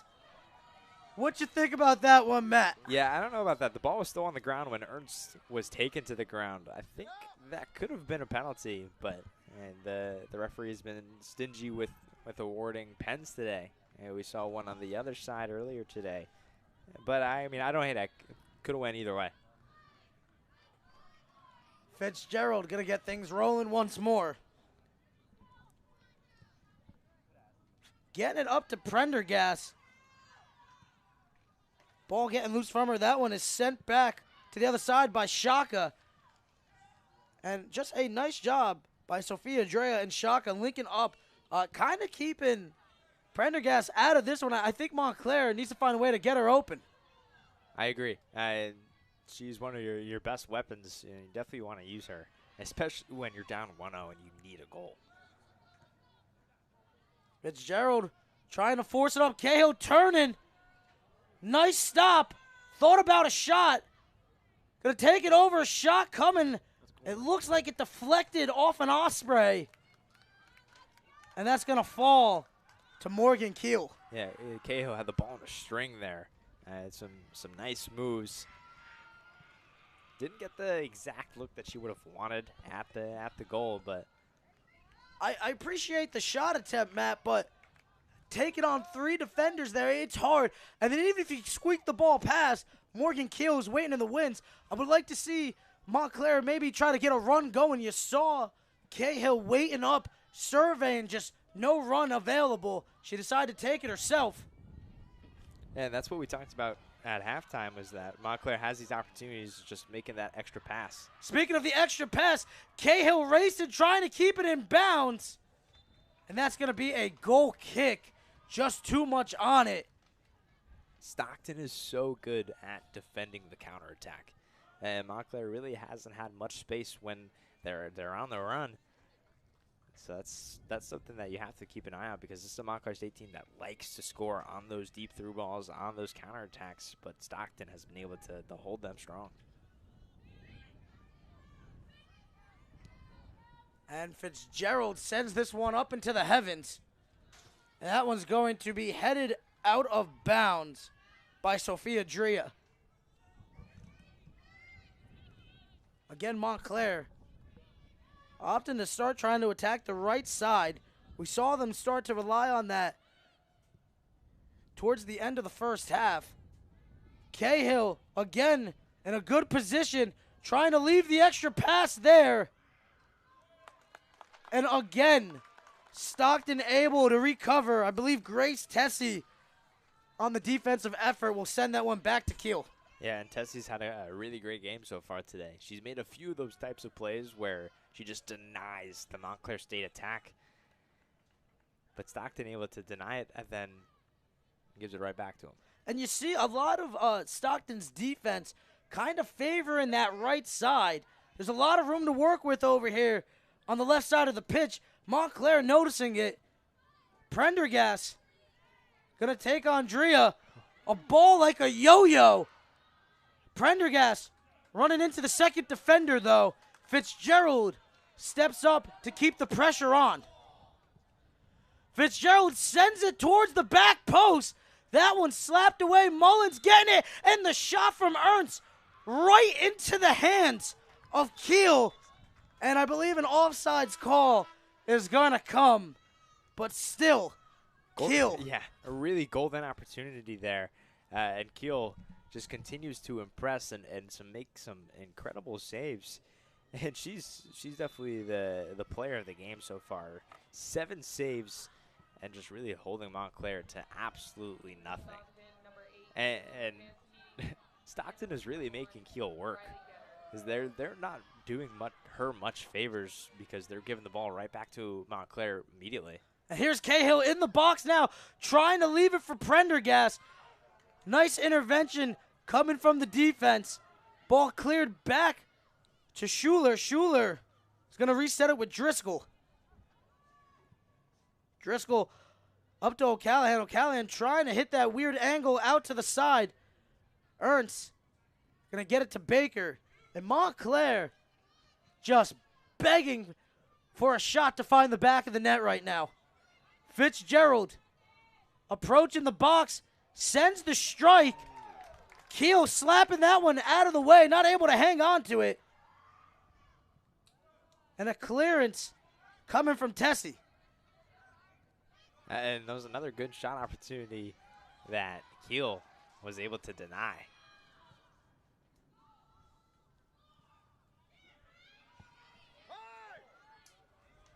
And another clearance coming, and you see the tactics from Stockton. They're not even looking for that other goal. They are just trying to defend and reset, not looking to get spread out. I mean, it's honestly kind of impressive. Speaking of impressive, a step over from Dean Novellis across just too deep will end up behind the net. Another goal kick. They have gone an hour of the soccer game of Montclair State just constantly pressure, right? Constantly pressuring the Ospreys, taking shots, making solid runs. And Stockton has not allowed any sort of space that has given Montclair State the opportunity to get that goal. And it's the defense and the play of Kiel. And that is a great job by Riley Shaka to win the ball back. As the line judge will say, at last touched Prendergast. Ernst is going to be subbed off. Checking in for her, I believe, Madeline Laseca.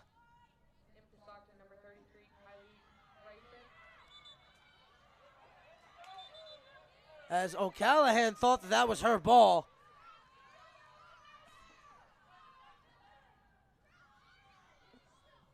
And you see Stockton's fans not very happy with O'Callahan trying to take the ball back. Yeah, but Montclair will take it back regardless. Prendergast fighting for it, gets it out with Dean Novellis. Dean Novellis having trouble corralling it. That one's going to be out of bounds. Another throw in here for the Ospreys as we are officially under the half-hour mark here. 28 minutes, 40 seconds remaining here in half number 2. The time is now for the Red Hawks. Yeah, and when you're down 1-0, it's always scary because it's like, all right, are we going to be able to get another opportunity to tie this up? But Montclair probably doesn't feel like that because they're getting the opportunities, right? They're taking so many shots, and they don't even have to worry about Stockton holding on to the ball because Stockton is just sending it right back to them and giving Montclair another opportunity. And it's like Stockton is just taking all these punches. How about the pass there from Dean Novellis? Getting it over to Prendergast. A collision as Lesica gets bodied off the ball. The ref really favoring the hip-to-hip contact here. I can't even lie. I am a fan of it. Let them play. Prendergast sending it into the box. Mullins in a dangerous situation. Just couldn't get the touch she was looking for. And again, the ball will fall to Keel. And Keel is going to chew up some clock here. Yeah, and that was some miscommunication by the two defenders for Stockton. And that's one of those types of mistakes that Montclair has to take advantage of, right? It's going to be those type of miscues that Stockton makes, or coming off a save off of Keel if they can get a rebound. Like that's something that Montclair is going to have to look to take advantage of here in the second half to get the equalizer. And again, Mullins fighting for it. But that time Dietz is able to come away with it. Just too strong of a touch. It's going to fall to Martin. And Martin, you know, is just going to punt this one as far as she can. Sends it to the other side. Mullins going to take some contact. And that's going to be Montclair's ball. So you know what Stockton is reminding me of right now? Captain America. And you might be thinking, oh, why would I be thinking of Captain America for Stockton right now? Well, I'm going to tell you. Captain America is the definition of resilient, right? This is a guy that has faced a lot of adversity in his life, but he's always overcome it, and he finds ways to win, right? And one of Captain America's most famous quotes, right, if you watch the Marvel movies, which I do, Captain America says, "I can do this all day," right? And he says that after getting hit to the ground. He goes to the ground, but he gets up every single time, and he says, "I can do this all day." And that's what Stockton's doing right now. They're making the save, and they're sending it right back to Montclair, and they're making another save. They can do this all day. And Dean Novellis into the box, trying to go near post. Just maybe cuts the angle a little too close. And, Matt, that is an interesting analogy. I can't say I disagree with it, but sometimes I wonder where that mind of yours goes. Are you a fan of the Marvel movies? More of a Batman guy myself, but let's be honest, it is the better of the movies between the two Marvel comic book companies. But we still have this soccer game to call here, as again, Montclair right on the doorstep. Dean Novellis trying to center it back in. A great interception coming from Kylie Risek. Fitzgerald to O'Callahan. Callahan trying to cross it in. Fitzgerald one-timer, too high. And we're going to keep seeing these sort of opportunities. They're great shots, and we know that these Montclair State athletes can make these sort of shots. But how about Keel? I mean, she is standing strong there in net and not giving Montclair any sort of good look.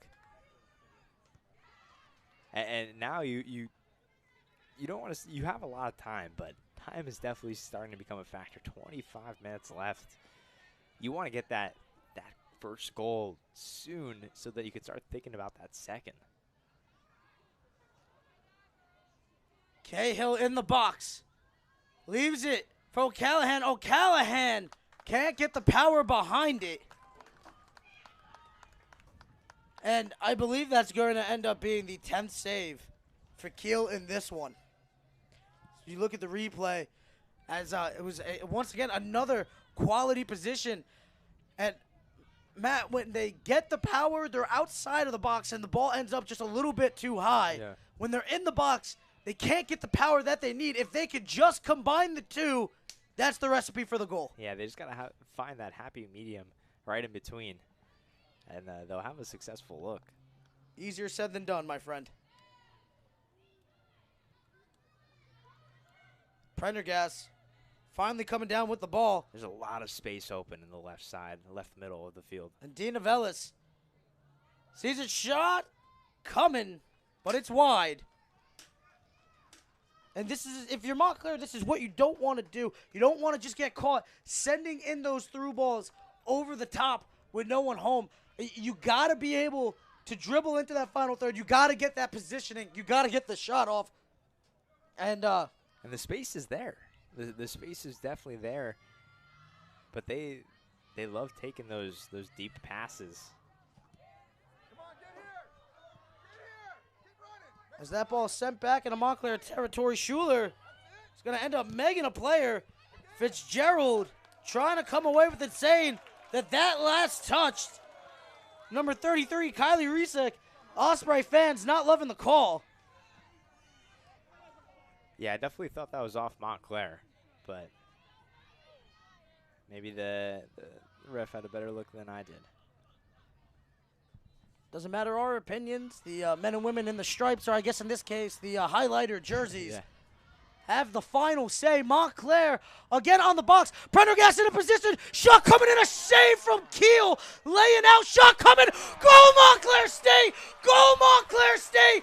Goal Montclair State. The equalizer and the trumpet sound. Aileen Cahill, when you need her most, she capitalizes. The leading goal scorer for this Montclair State team. That's her 10th goal of the season, and none more important than that one right there. It's a tie game here at MSU Soccer Park. Chills up my arms. Let's go.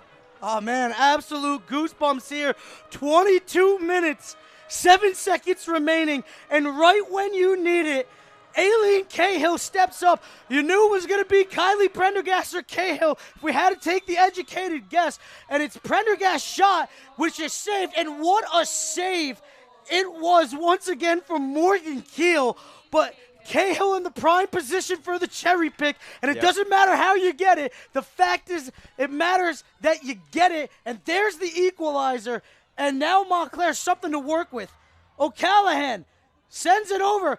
Cahill racing shot, and Keel comes off the line to cut the angle. That one's going to go out of bounds. You got to give the standing ovation to Keel in this one, no matter the result. She's just been playing a fantastic game, but a new energy has been injected into the veins of the Red Hawks. Yep, and I was saying before that it seems like what Montclair State is going to need to do is they're going to need to get a rebound goal, right? We saw a great save by Keel there, and Cahill's in a great spot to put it in the back of the net coming off of that save. Dina Vellis trying to win the ball. She'll lose it for the time being. The ball was going to fall to Shaw. Shaw can't keep it. Driscoll hitting the eject button with a no-nonsense clearance to reset things. 20 minutes, 55 seconds remaining here. Absolutely ridiculous, Matt. Yeah, we got ourselves a game right now. This is exciting. Let's go.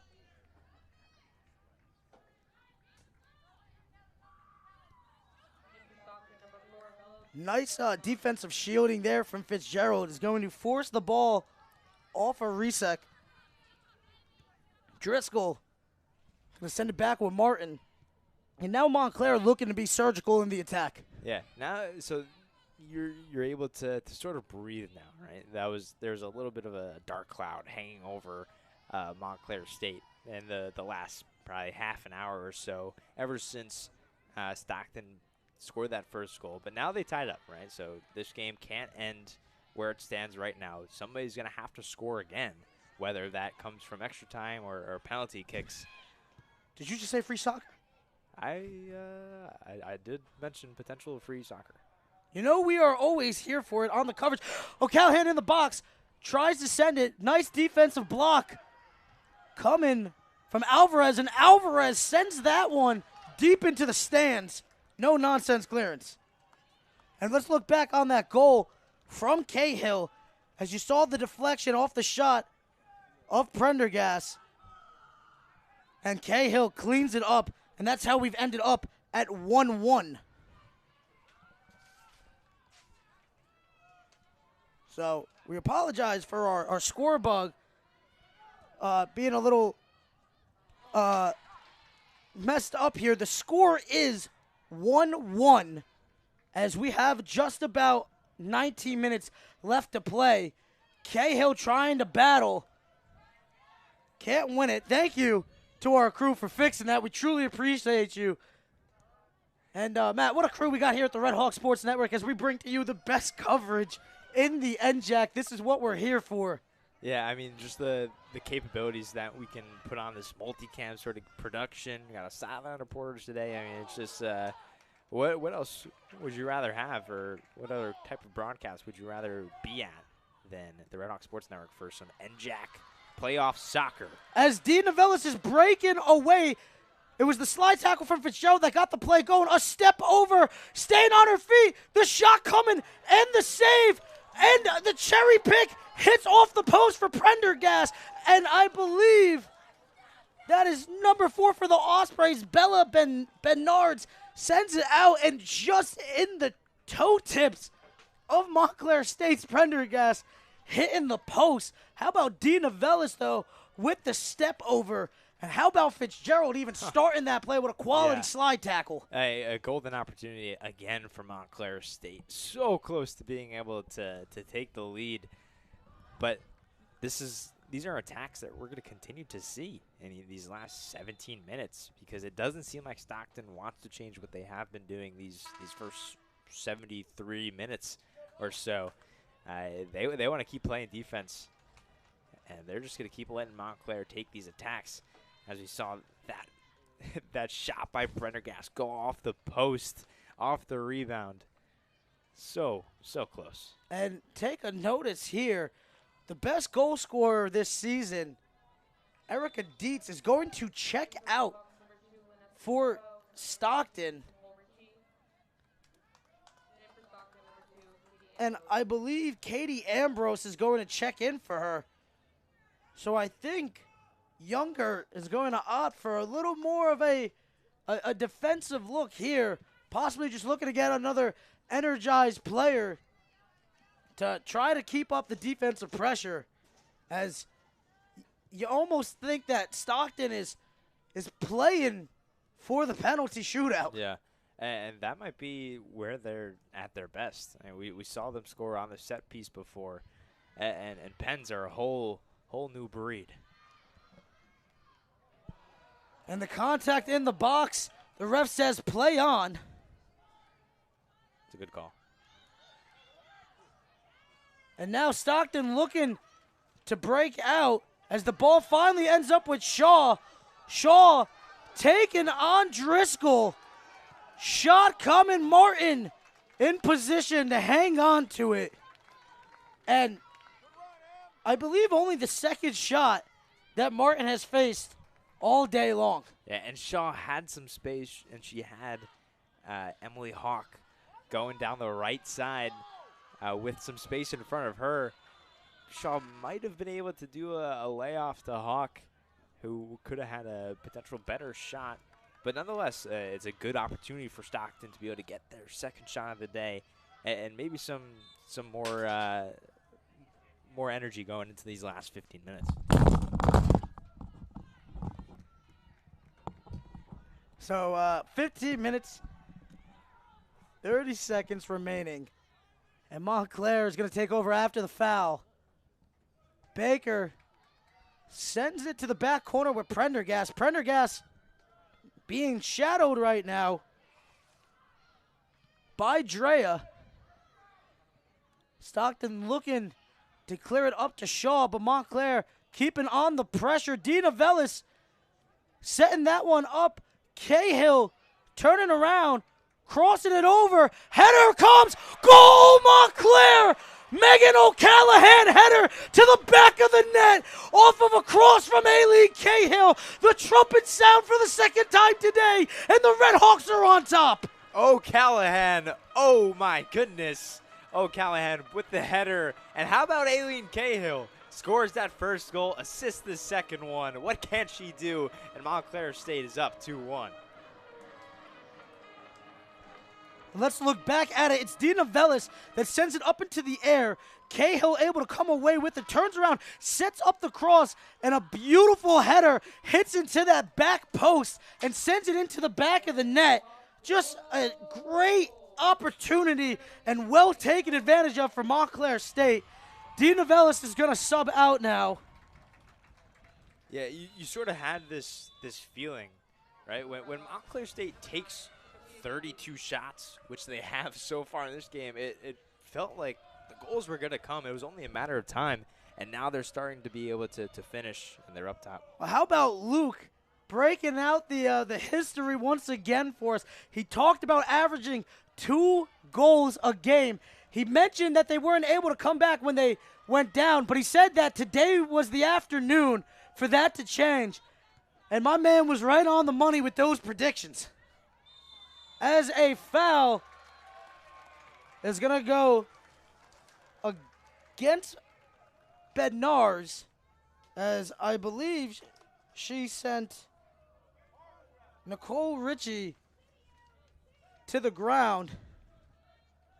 Fitzgerald now with a chance with 14 minutes remaining to tack on to the 1-goal lead. Fitzgerald sending it deep, and it will reach the hands of Kiel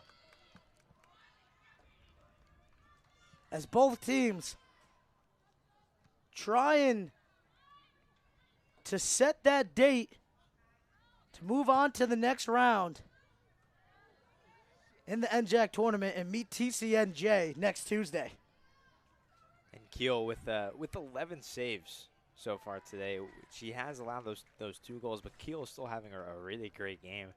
And she's done all she could. A lot of the 1 goal came off the rebound. Second goal was really tough to defend. The Stockton defense is still really tough to get past, but Montclair's offense was able to prevail so far. But now here's the problem for Stockton. They just can't sit back. You've already seen the midfield come back off the defensive set and now move back to where they normally would be seen in the actual midfield, as they know that they need an equalizer and they need to put on the attacking pressure. Speaking of putting on the attacking pressure, here it comes, but Fitzgerald with a textbook slide tackle. Sergio Ramos asking the aggression behind it. PSG legend, Sergio Ramos. I believe you mean Real Madrid legend. Unbelievable PSG legend. Couldn't even use him properly there. 12 minutes, 23 seconds separating these two squads. Yes. With a date in the next round of the NJAC playoffs.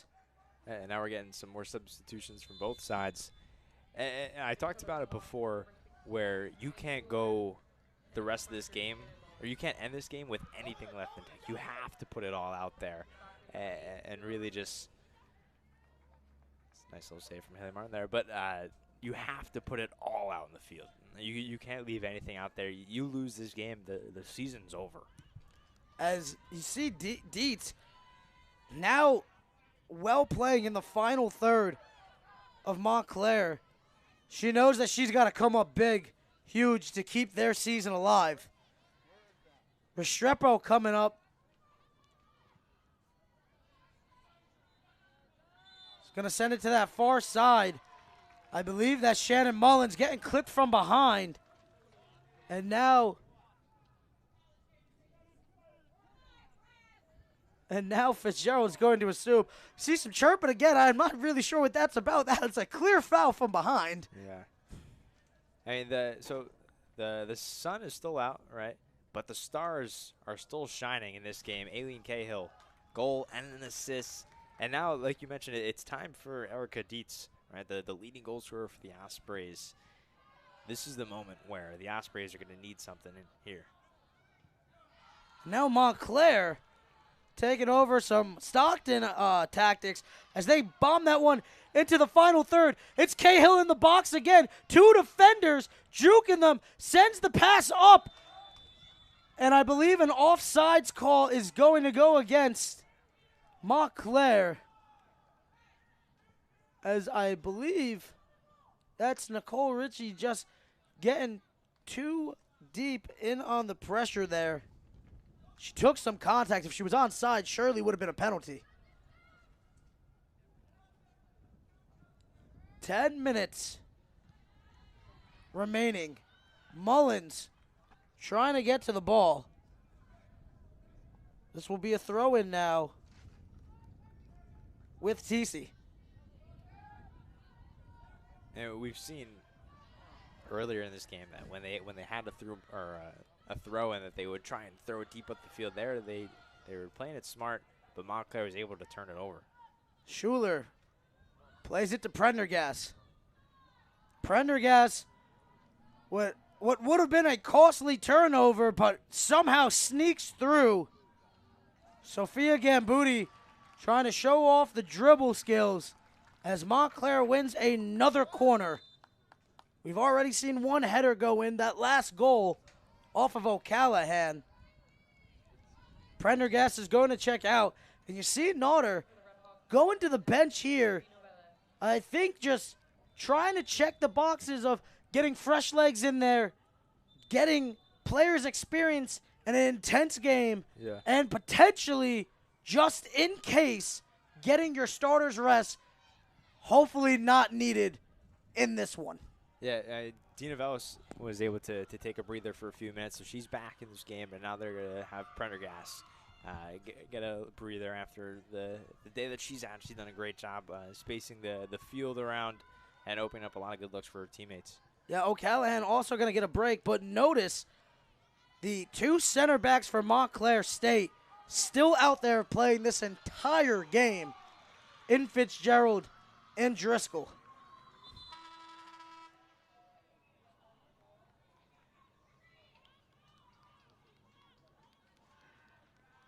For the Red Hawks, number 8, Megan O'Callahan. And I believe Baker has also played every minute of this game as well.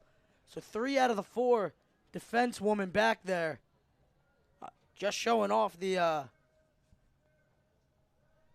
conditioning and the mental toughness. Yeah, I mean, we talked about the weather before, and I wasn't so sure how much of an impact the heat might have, but it's definitely draining on the players, and heck, it's draining on me.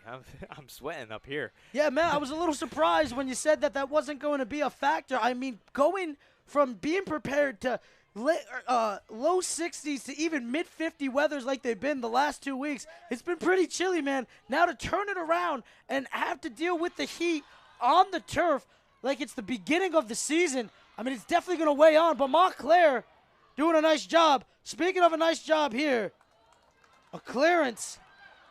It's going to end as a 50-50 ball. It's going to fall in favor of Stockton. Fitzgerald intercepting, sending it back to midfield, but right into the foot of an Osprey. And this ball bouncing all over the place.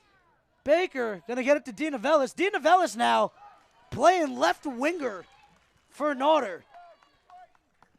Yeah, and Stockton continues to just try and send it, right? Rather than putting the ball on the ground and trying to dribble up the field, they're still just taking shots for deep passes.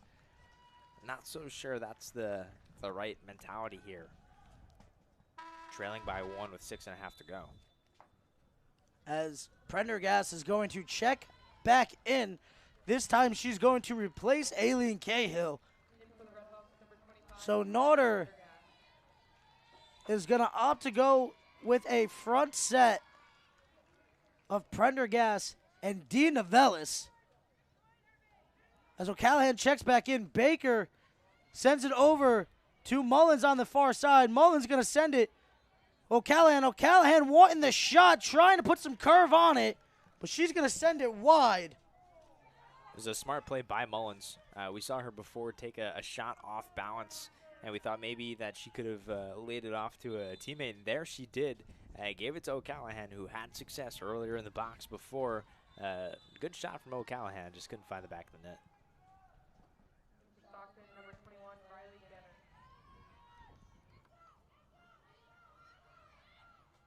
Restrepo getting out on it as her and Mullins link up to steal the ball there from Houck. Montclair wins the throw-in. And an Osprey shaken up on that far side.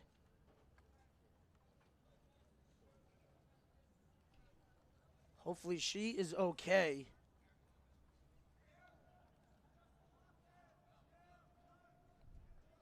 And a substitution is going to be forced to be made. Hopefully just some cramping on that far side. And we saw a great stat from Luke before about them being 0-1 when conceding that first goal. But did you know that when scoring 2 goals, this Montclair State team is 10-0? 10-0. Montclair wanting a foul. Prendergast taking some contact back then. That is a very impressive stat. And right now we are seeing history played right out. As we officially are under 5 minutes left in this one. I think it's also, it speaks highly of this defense of Montclair State and the goalkeeping by Haley Martin, because you don't see them give up many goals this year, let alone multiple in one game. As Prendergast is depossessed. A nice job by Riley Getter to win the ball back. Getter now trying to send it up. Fitzgerald is going to cut in her way. Send that one back deep into Stockton territory. And things are getting scary now for Stockton. As we go back to it, that looked to be like clear contact to me. But nonetheless, here we are. 3 minutes, 59 seconds.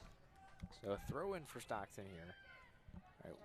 They have to hold possession and bring it up the field like that. And another long pass over the top from Megan Morris.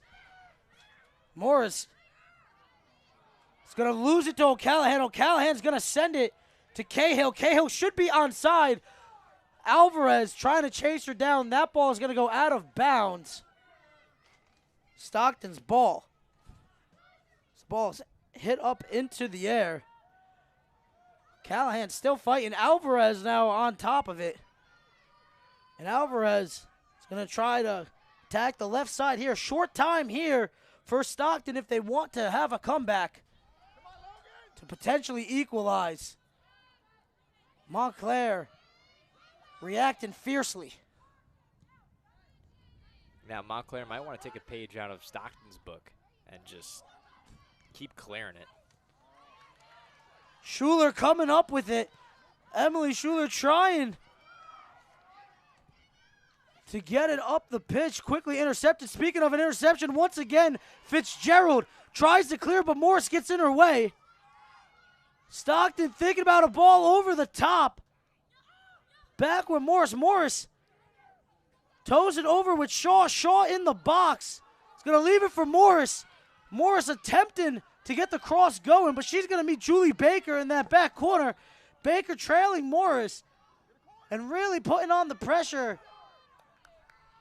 as that will end a throw-in. As it hits the flag, it stays in bounds. A nice heads-up play by Baker to make it a throw-in instead of a corner. And this is the most aggression that we've seen from the Stockton team for all 88 minutes. They have 2 minutes to just get one goal here. 2 minutes, 2 minutos. As that one falls back.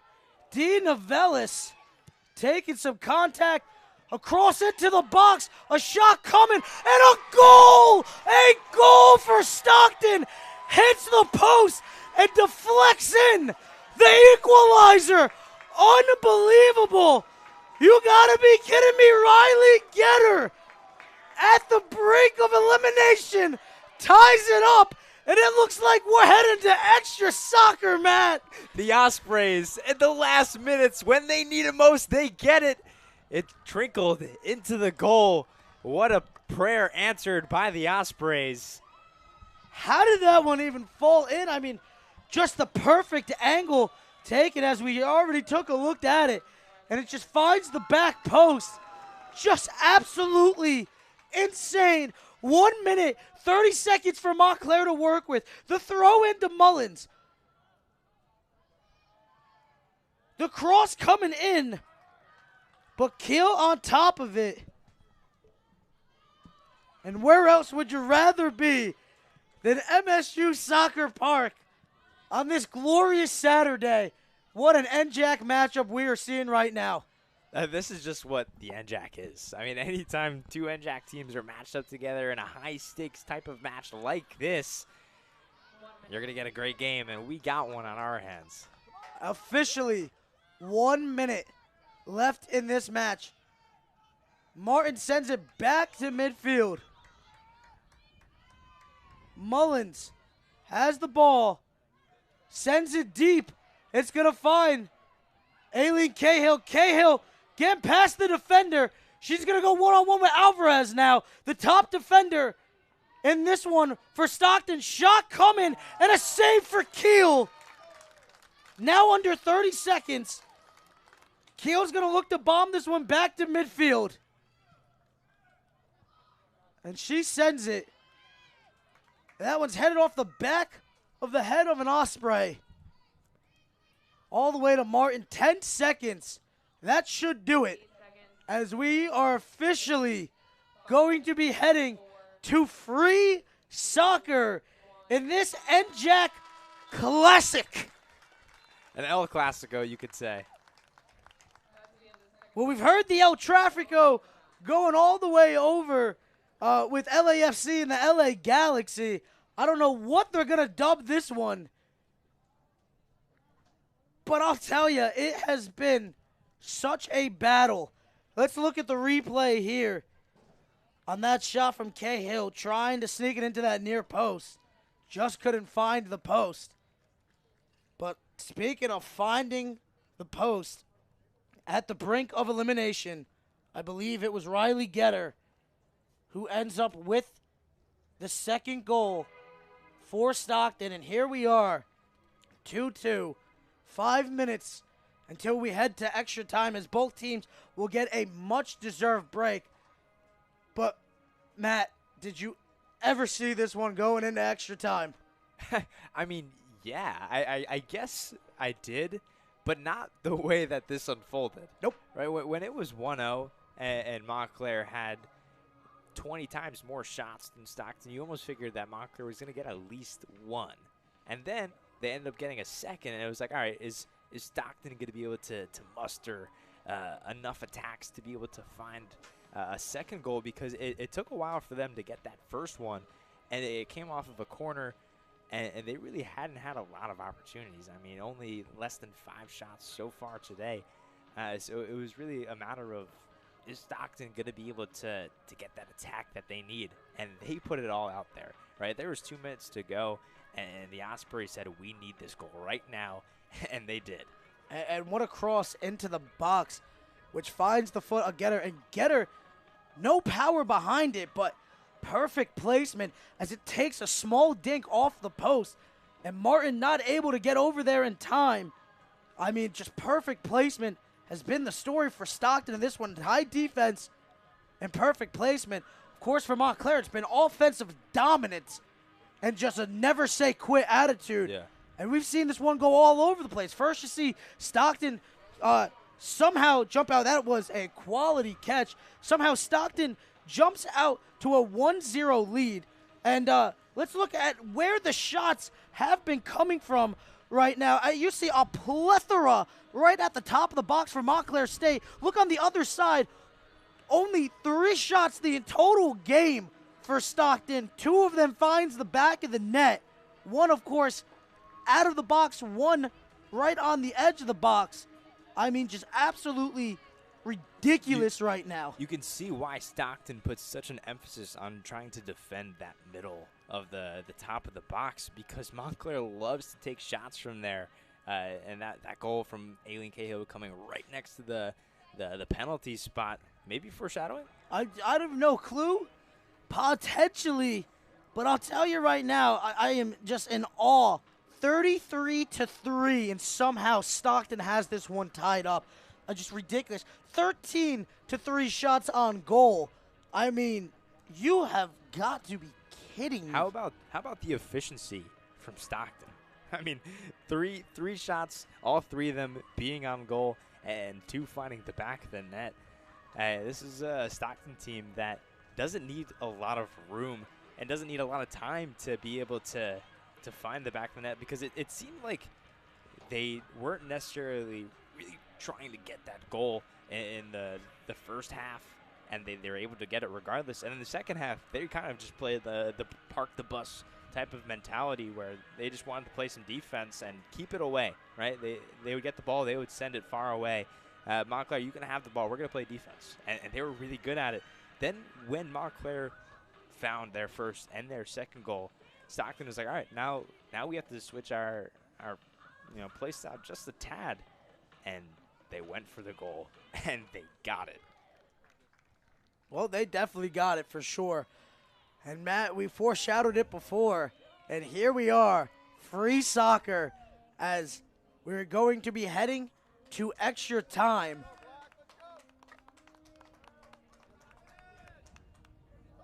So we'll see how this one unfolds. Matt, what a game this has been. Yeah, goal scored from Megan O'Callahan, goal from Aileen Cahill. Prendergast got an assist. The 34 shots is something you really don't see a lot. I'm going to go back and look at their game by game, but it really doesn't seem like 34 shots is a stat that you see too often. And Montclair is going to start with the ball here and try and get their 35th shot. 2 10-minute halves will be remaining of this extra time. If it's not settled, then break out the penalties. Montclair starting here. Cahill finding a burst. Really tapping into the gas tank. Sends it over, as I believe that was Lessica trying to send it to Prendergast. Just too much on it.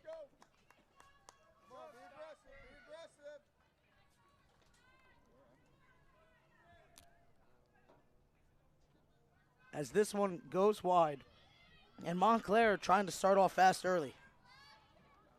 Yeah, so now it kind of feels like we're back to square one, right? So Stockton can go back to playing more defensive centered and play their game and try and find that goal the way that they want to.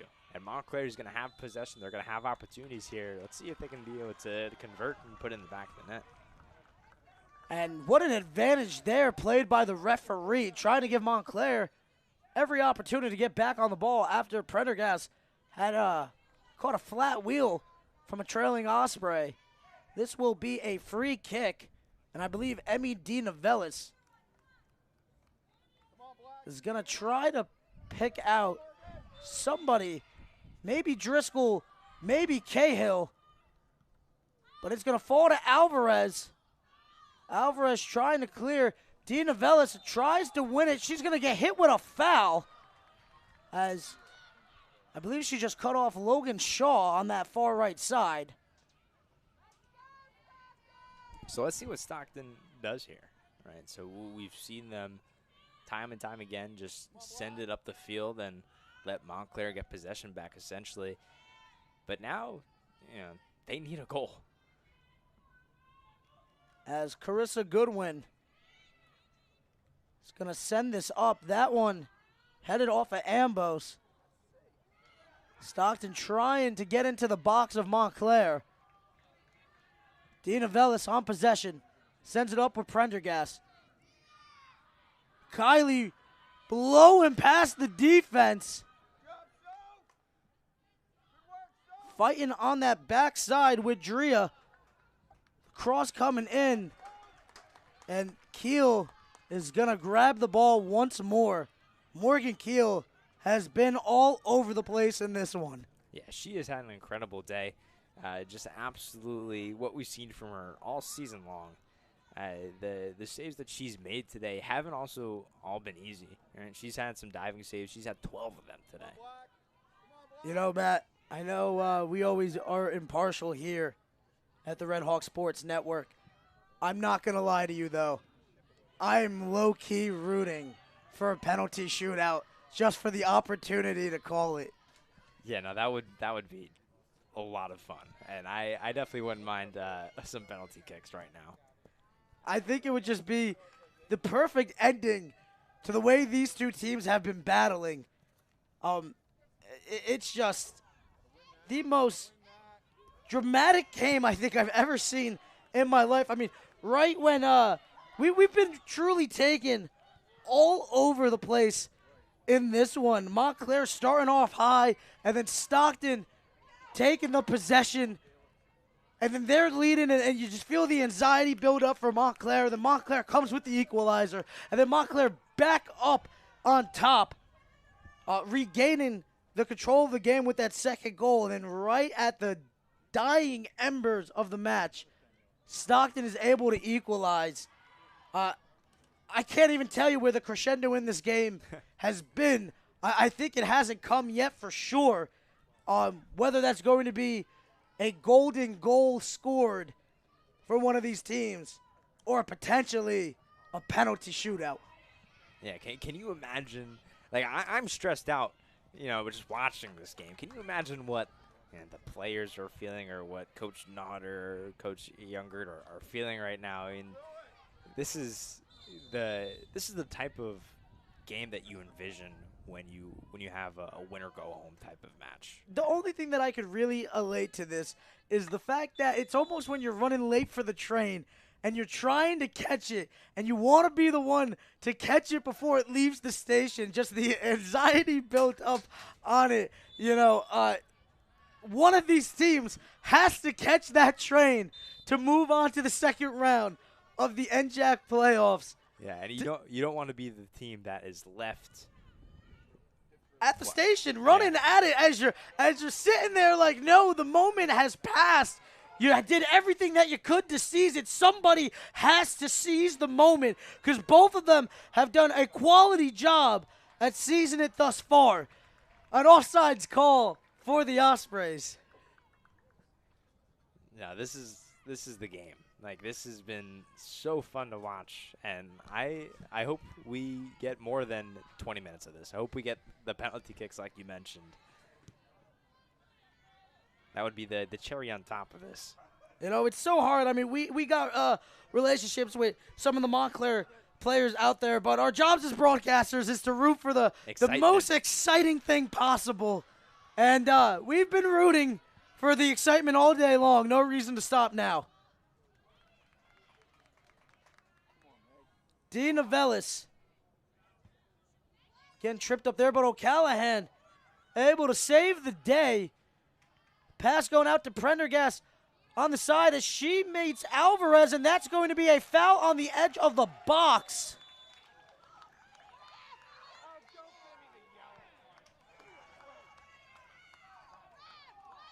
And crowd not happy there, but a yellow card is going to come against Alvarez. Did not hit the ball. I thought that was the right call for me. And now it's going to be O'Callahan on the side here, looking to pick out a player. I would not be surprised if she opts to go up top to Emmy D. Novellis. As you see a heads-up recognition from Kayla Rosansky, recognizing D. Novellis. Quickly comes to her. Alvarez heading the cross away. It actually falls to D. Novellis, showing off the touch, sending it towards Logan Shaw, able to get in the way of that one. Fitzgerald bounces it out to Baker. Baker cross into the box, And a header just slightly mistimed from Cahill is going to fall out of bounds for a goal kick. 3 minutes, 35 seconds remaining here in the first half of 2 for our extra time. Yeah, Aileen Cahill had the opportunity. It was a perfect ball. And just a little too far for Cahill. I'm sorry, Matt. The dramatics on your face right now, as you know that one was just slightly off target. I mean, it made me chuckle just a little bit. The tension here, though, I don't know if I've ever felt this much pressure in a game that I have no business playing in. No, you get to play in this game. I get to do play-by-play in this game, but I don't get to play in this game. Nice. I got to be honest with you. I've called a lot of competitions here at Montclair State over the last year, but 2 years really if you include my radio career as well. But I'll tell you, this might just be the best game I've ever called. Aw. Is it because it's with me? You do heighten it, buddy. I'm not gonna lie to you.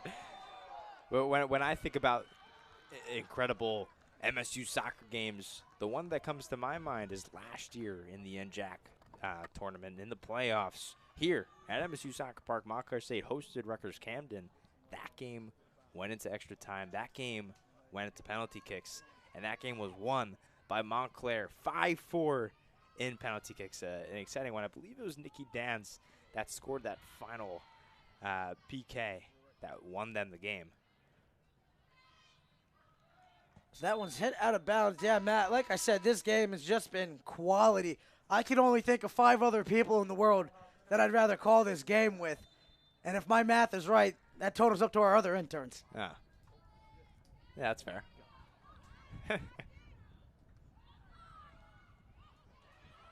Cahill shot coming, a rifle, and a goal, Montclair!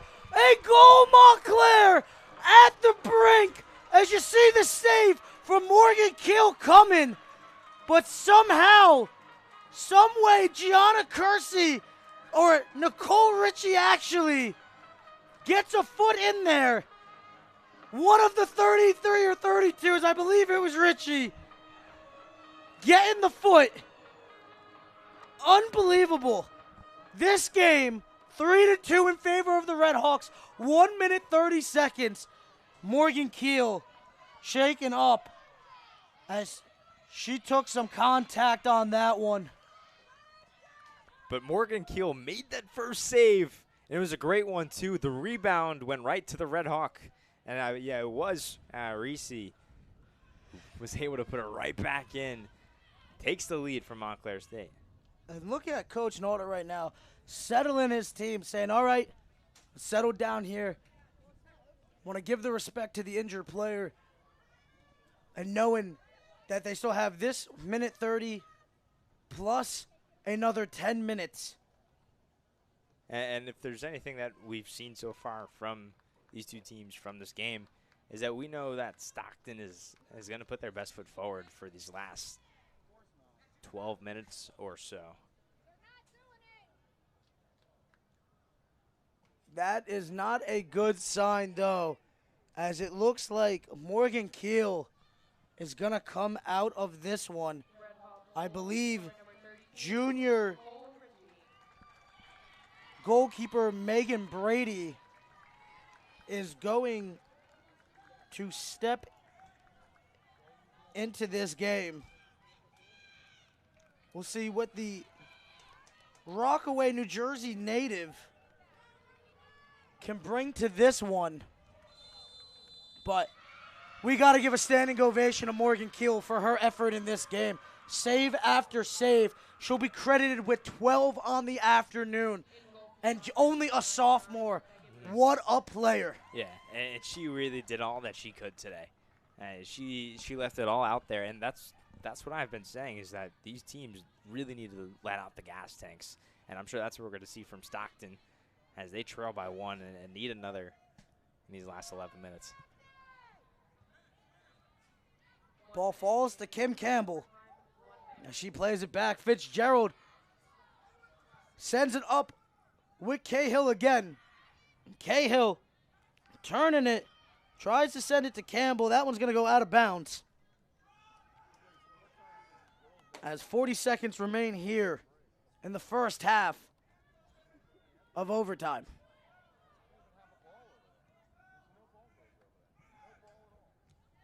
So, Matt, if you're Stockton, what tactics are you trying to implement looking for that goal, that much-needed equalizer? I think they need to work up the field and keep the possession and play it smart. I mean, the goal that was scored at the end of regular time was when they worked up methodically up the right side of the field and made some good passes and were able to open up a really good shot. So I would love to see for the Ospreys to replicate that. As that will do it for the first half of overtime here. And we've played about 100 minutes of soccer already with 10 more to go. The score currently 3-2. You heard that correct. 3-2 in favor of Montclair State. I have never seen a game take us all over the leading possibilities in this one, Matt. Break it down for us. I mean, like, you know about the probability to win percentage that is talked about a lot in other sports. Like, I would love to know the stats behind that because it was really, it's like a roller coaster going up and down. But let's really think about the way that this game has gone, right? So it seemed like in the first half, Montclair State got out to a strong start, right? They were able to hold the ball for a while. They were getting a lot of good attacks. But then Stockton was able to strike first. They got that corner. They got a good pass and a great shot. And if you go back to it, you referenced the needle. That needle would have been slowly ticking and consistently ticking all the way to Montclair's favor. And then out of nowhere, just dropping to the complete other end in favor of Stockton, where Stockton would hold on to it for a bit. Yeah. And then in the second half, Montclair continued to get the needle to go back up towards their side, right? They're taking so many shots, and they got one to fall. And then we had a tie game, 1-1. And it was a very exciting, great goal by Aileen Cahill. Then Montclair continues, right? Stockton still playing their defense, and Montclair able to strike again. O'Callahan header. They are leading 2-1. So reference the needle, get it back to midpoint, and then the needle dipping far left in favor of Montclair once again. Because then you're starting to think about, all right, well, it hasn't seemed like Stockton has had any opportunities at all. They had that one opportunity, the one shot on goal, the one corner, and they converted on it. And then since then, it hadn't been anything. So Montclair is leading 2-1. The game is going towards the final point, and then Stockton decides to let everything go. Then they tie it up 2-2. Back to the middle, the needle goes. And then we end up in extra time where Montclair gets the needle to fall to the left once more, and that's where we are currently at, 3-2, 2 seconds away from where we start this half number 2. If you're Montclair, I don't even know what adjustment you can make. You've been playing a quality game all day long. I think you almost have to take a page out of Stockton's book in terms of keeping up with your own tactics in your own book of holding on to the possession when you can and maybe still look for that nail in the coffin. But the defense just has to be looking to send it and hit that eject button as fast as possible and give no daylight as it's getting cloudy out here now. Well, Montclair, what they have done so good this entire season is that their midfield has been able to control each and every game. So if Stockton is going to try and work up the field methodically and try and get a good attack going, Montclair's defense is usually able to hold them at the midfield and take the ball right back. And are you ready for this one? I got a stat for you right now, Maddie. Hit me with it. Okay. Kelly Fitzgerald, Julie Baker, Haley Martin, Kerry Driscoll have all hit the century mark for Montclair. On the opposing side, you have TC and Alvarez and Drea have all hit the century mark, with Keel playing 99 minutes before picking up the knock. How about the lung capacity and the conditioning of these athletes? I mean, I'm getting tired just watching them. They have been battling so hard, and in this weather, too, it's really taken a toll on them. So I can only imagine what the athletes are feeling right now. Yeah, I'll tell you right now, I haven't played a minute in this game, but just by watching it, I might be icing my knees tonight. As Prendergast heads that one, it's quickly sent back, and there's that eject button I was talking about. Fitzgerald says, not on my watch. So the throw in here will be with Sophia Drea as she tries to get it over with Logan Shaw. That one's going to go out of bounds. And now Stockton has found themselves in Montclair territory. Dina Velis coming over, smacking it out of the way. And it looks like the Ospreys are trying to march their way for another corner. And this is what they did at the end of regulation. And they win the corner. We know what happened last time that Stockton was able to set up. It seemed like Shaw had no intention to dribble into the box or to try and pass it to a teammate. The only thing she wanted to do right there was to get a corner. And mission complete. And you hear Naughter yelling in some tactics, wanting a woman marked. No free runs here. The cross comes in, and it's headed away. And it looks like Schuler's going to get to it first. Schuler sends that one all the way to midfield. Will fall with Alvarez. Alvarez trying to play it up, but I believe that Schuler again jumping on top of it, sending it back the other way. Fitzgerald coming up. Takes on 2. Now taking on 3. Losing the possession. That's going to go out of bounds, but that will chew up some clock. Yeah, and that's what Montclair is going to do here, right? They're going to be taking the ball and trying to keep it away from the Ospreys. What a steal from Dina Velis on the footwork there. You saw the shielding coming from Shaw. And Dina Velis able to slip in there and come away with it. What an effort. Yeah, they're going to keep doing that. So Dina Velis got a great steal, then she's just punted it deep. Keep the ball. It's going to be a good game of keep away. As Montclair just has to find a way. 7.5 minutes of not laying up a goal. Speaking of having to find a way, Erica Dietz on the ball. And that ball is won by Montclair. It's going to be sent. And Cahill trying to race for it. Ends up clipping her toe on the turf. Going to take a spill. 7 minutes, 17 seconds and counting. And a sub coming in for Younger. So we still see Kylie Alvarez playing that sweeper position, right? They're worried about that Cahill through ball. They don't want to concede another goal, and rightfully so.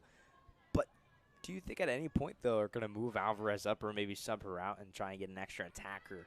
Because this is the game on the line right now.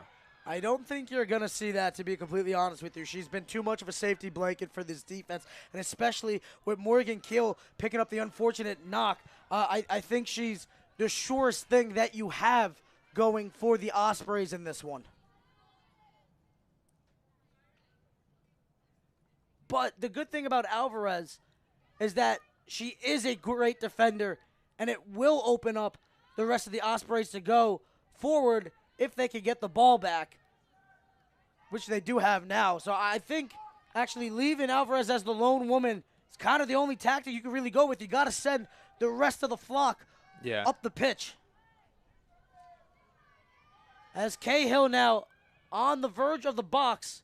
Is a group of Ospreys a flock? I'm not entirely sure. Do me a favor and Google it. This will be a throw-in with Prendergast. Is it a duel? A duet? It's a duet. I thought a duet would only be 2. Well, it says it's a fitting name for 2 reasons. The first is that the Osprey is mostly solitary, so it usually is only pairing up for breeding season. Well, I'll tell you right now, the Stockton Ospreys are like a pack of wolves the way that they've been playing. And they are definitely not solitary animals. Right now, they have just been a thorn in the side of Montclair State. As you see Alvarez come up with a tough tackle. trying to get the through ball up. Dina Velis will send it out. 5 minutes. And this is the style of play that Stockton needs to continue, right? They're being aggressive. They're working the ball up the field.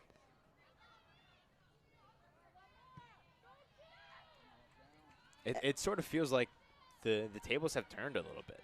And Montclair is playing that sort of just keep it away and not necessarily working up the field anymore. Well, that could be dangerous for sure. But Cahill is going to get it over to O'Callahan's going to get it over to Cahill. And I think that's been the difference, no disrespect to Stockton, is that when Montclair launches it, they can find their top striker in Cahill, who has the possession, the capability of either taking it herself or holding on to the possession until someone can make a run up to it. Where you see the Ospreys, sometimes Logan Shaw just gets caught up top as a lone woman, and she's forced to take a not favorable shot. Yeah. As because no one else is up there because they're so deep in defense. Mm-hmm.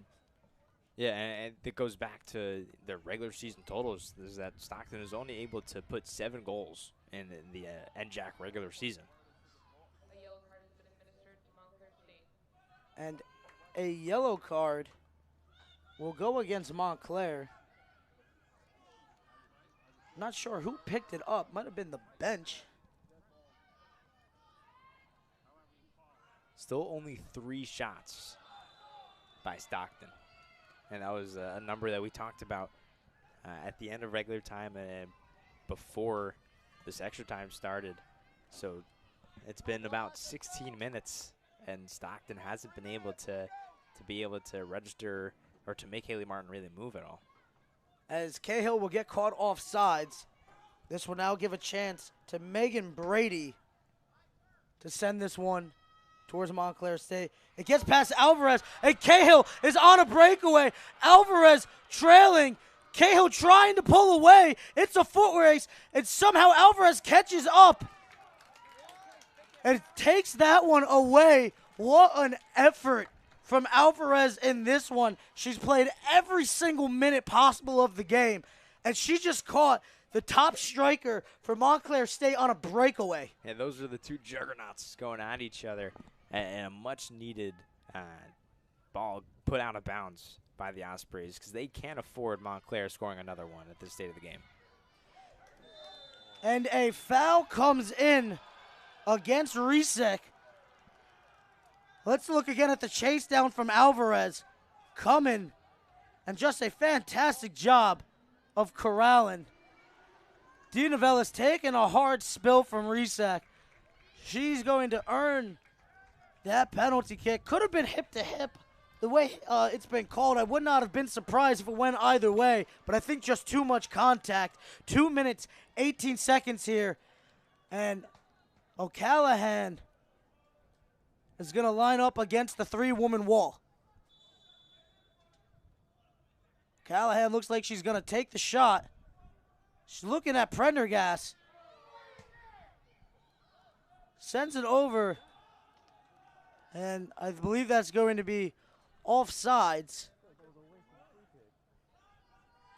Yeah, it seemed like O'Callahan was really taking her time on that one, but the clock wasn't ticking when she was doing the stutter steps. Yeah, I don't know if that could be considered delay a game. We heard a fan yell it out, but I think it can only be delay a game if the clock is actually ticking. Yeah.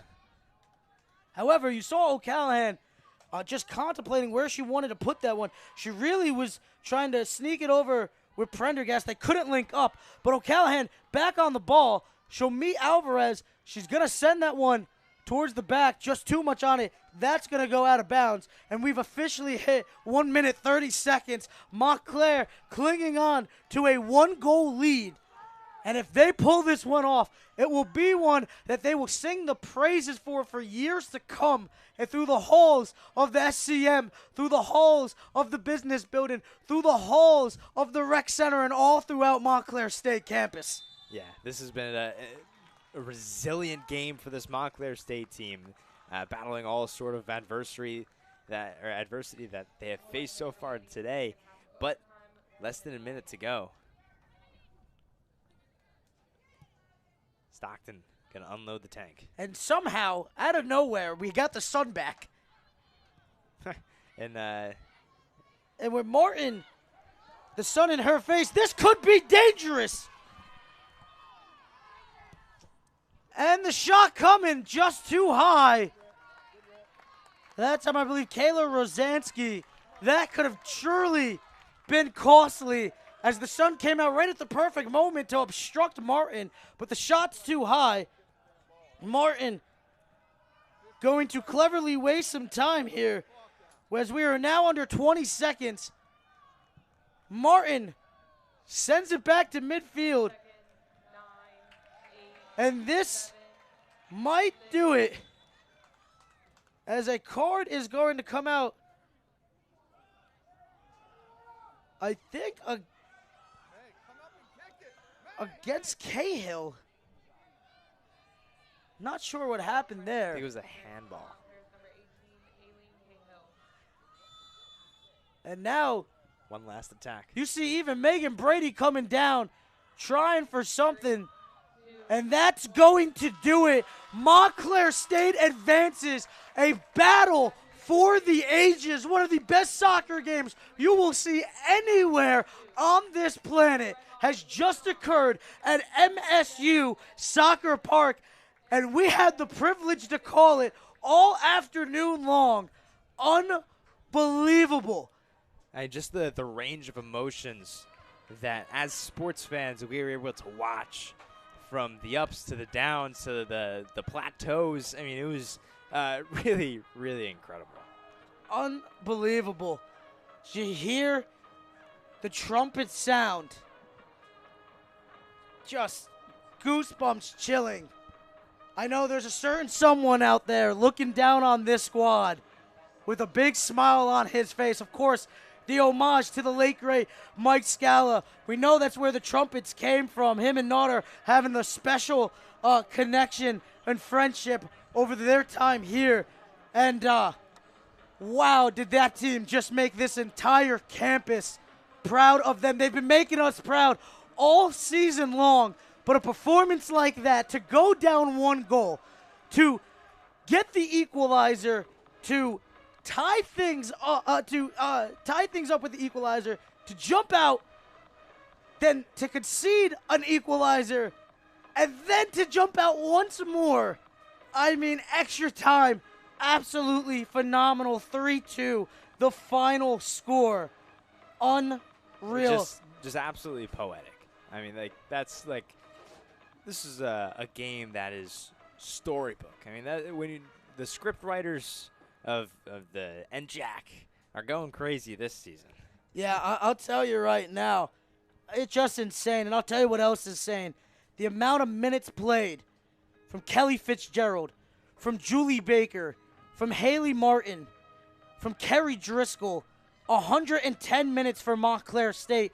Of course, on the other side, Kylie Alvarez, 110 minutes, along with Sophia Drea, just absolutely absurd, and Grace Teesey, all of them hitting 110, played every possible minute, really leaving it all out there. But it's Montclair State that takes this one. Just absurd. Yeah, and we're going to be able to hear from a few of their point of views. I'm excited to hear. We'll get to our sideline reporter with some post-game interviews in just a few moments. But how about the play from this team? I mean, this is something that we've really seen from them all season long. We talked about the fact that when they conceded that first goal, they're 0-1. That was unfamiliar territory for them. And when you concede that first goal to a team that wants to play defense and wants just a one-goal lead, they can feel comfortable in that sort of environment, then they can find success in that avenue.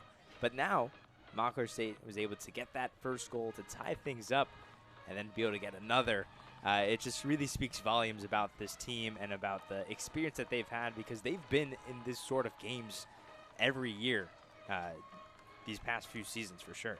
As you see the victory trot coming over They get the much-deserved standing ovation from the fans. Stockton deserves a standing ovation for the way that they played in this one. But Montclair just bringing a little bit too much firepower to the matchup. And we know the high-powered offense has been getting it done all season long.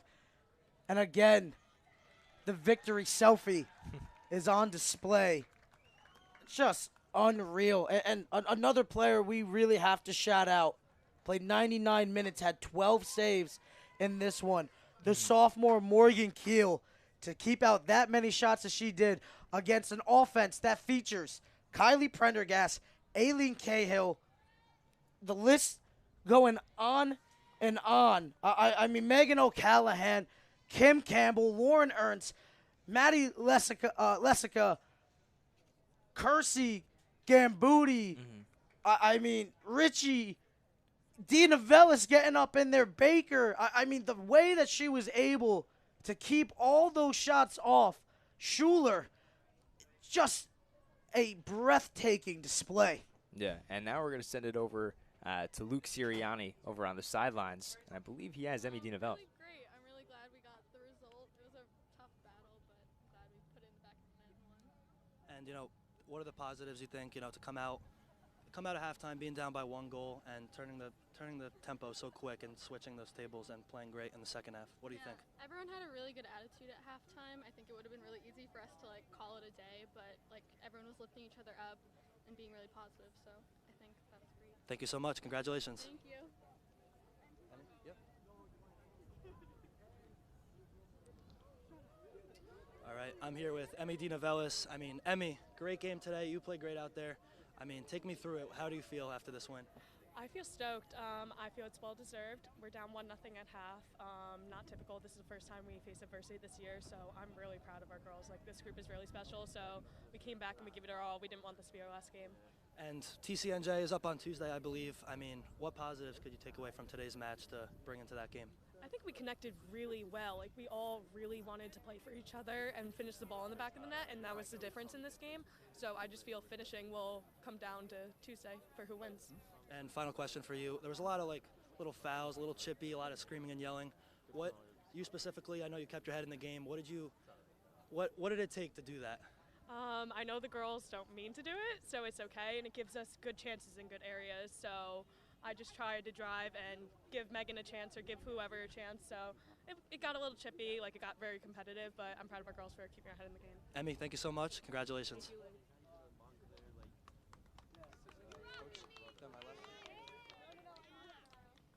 All right, joined by Coach Pat Naughter. Coach, I mean, take me through the emotions, take me through the whole match. What did you think? I knew we had it the whole time. No, I'm just kidding. No, that was crazy. We knew,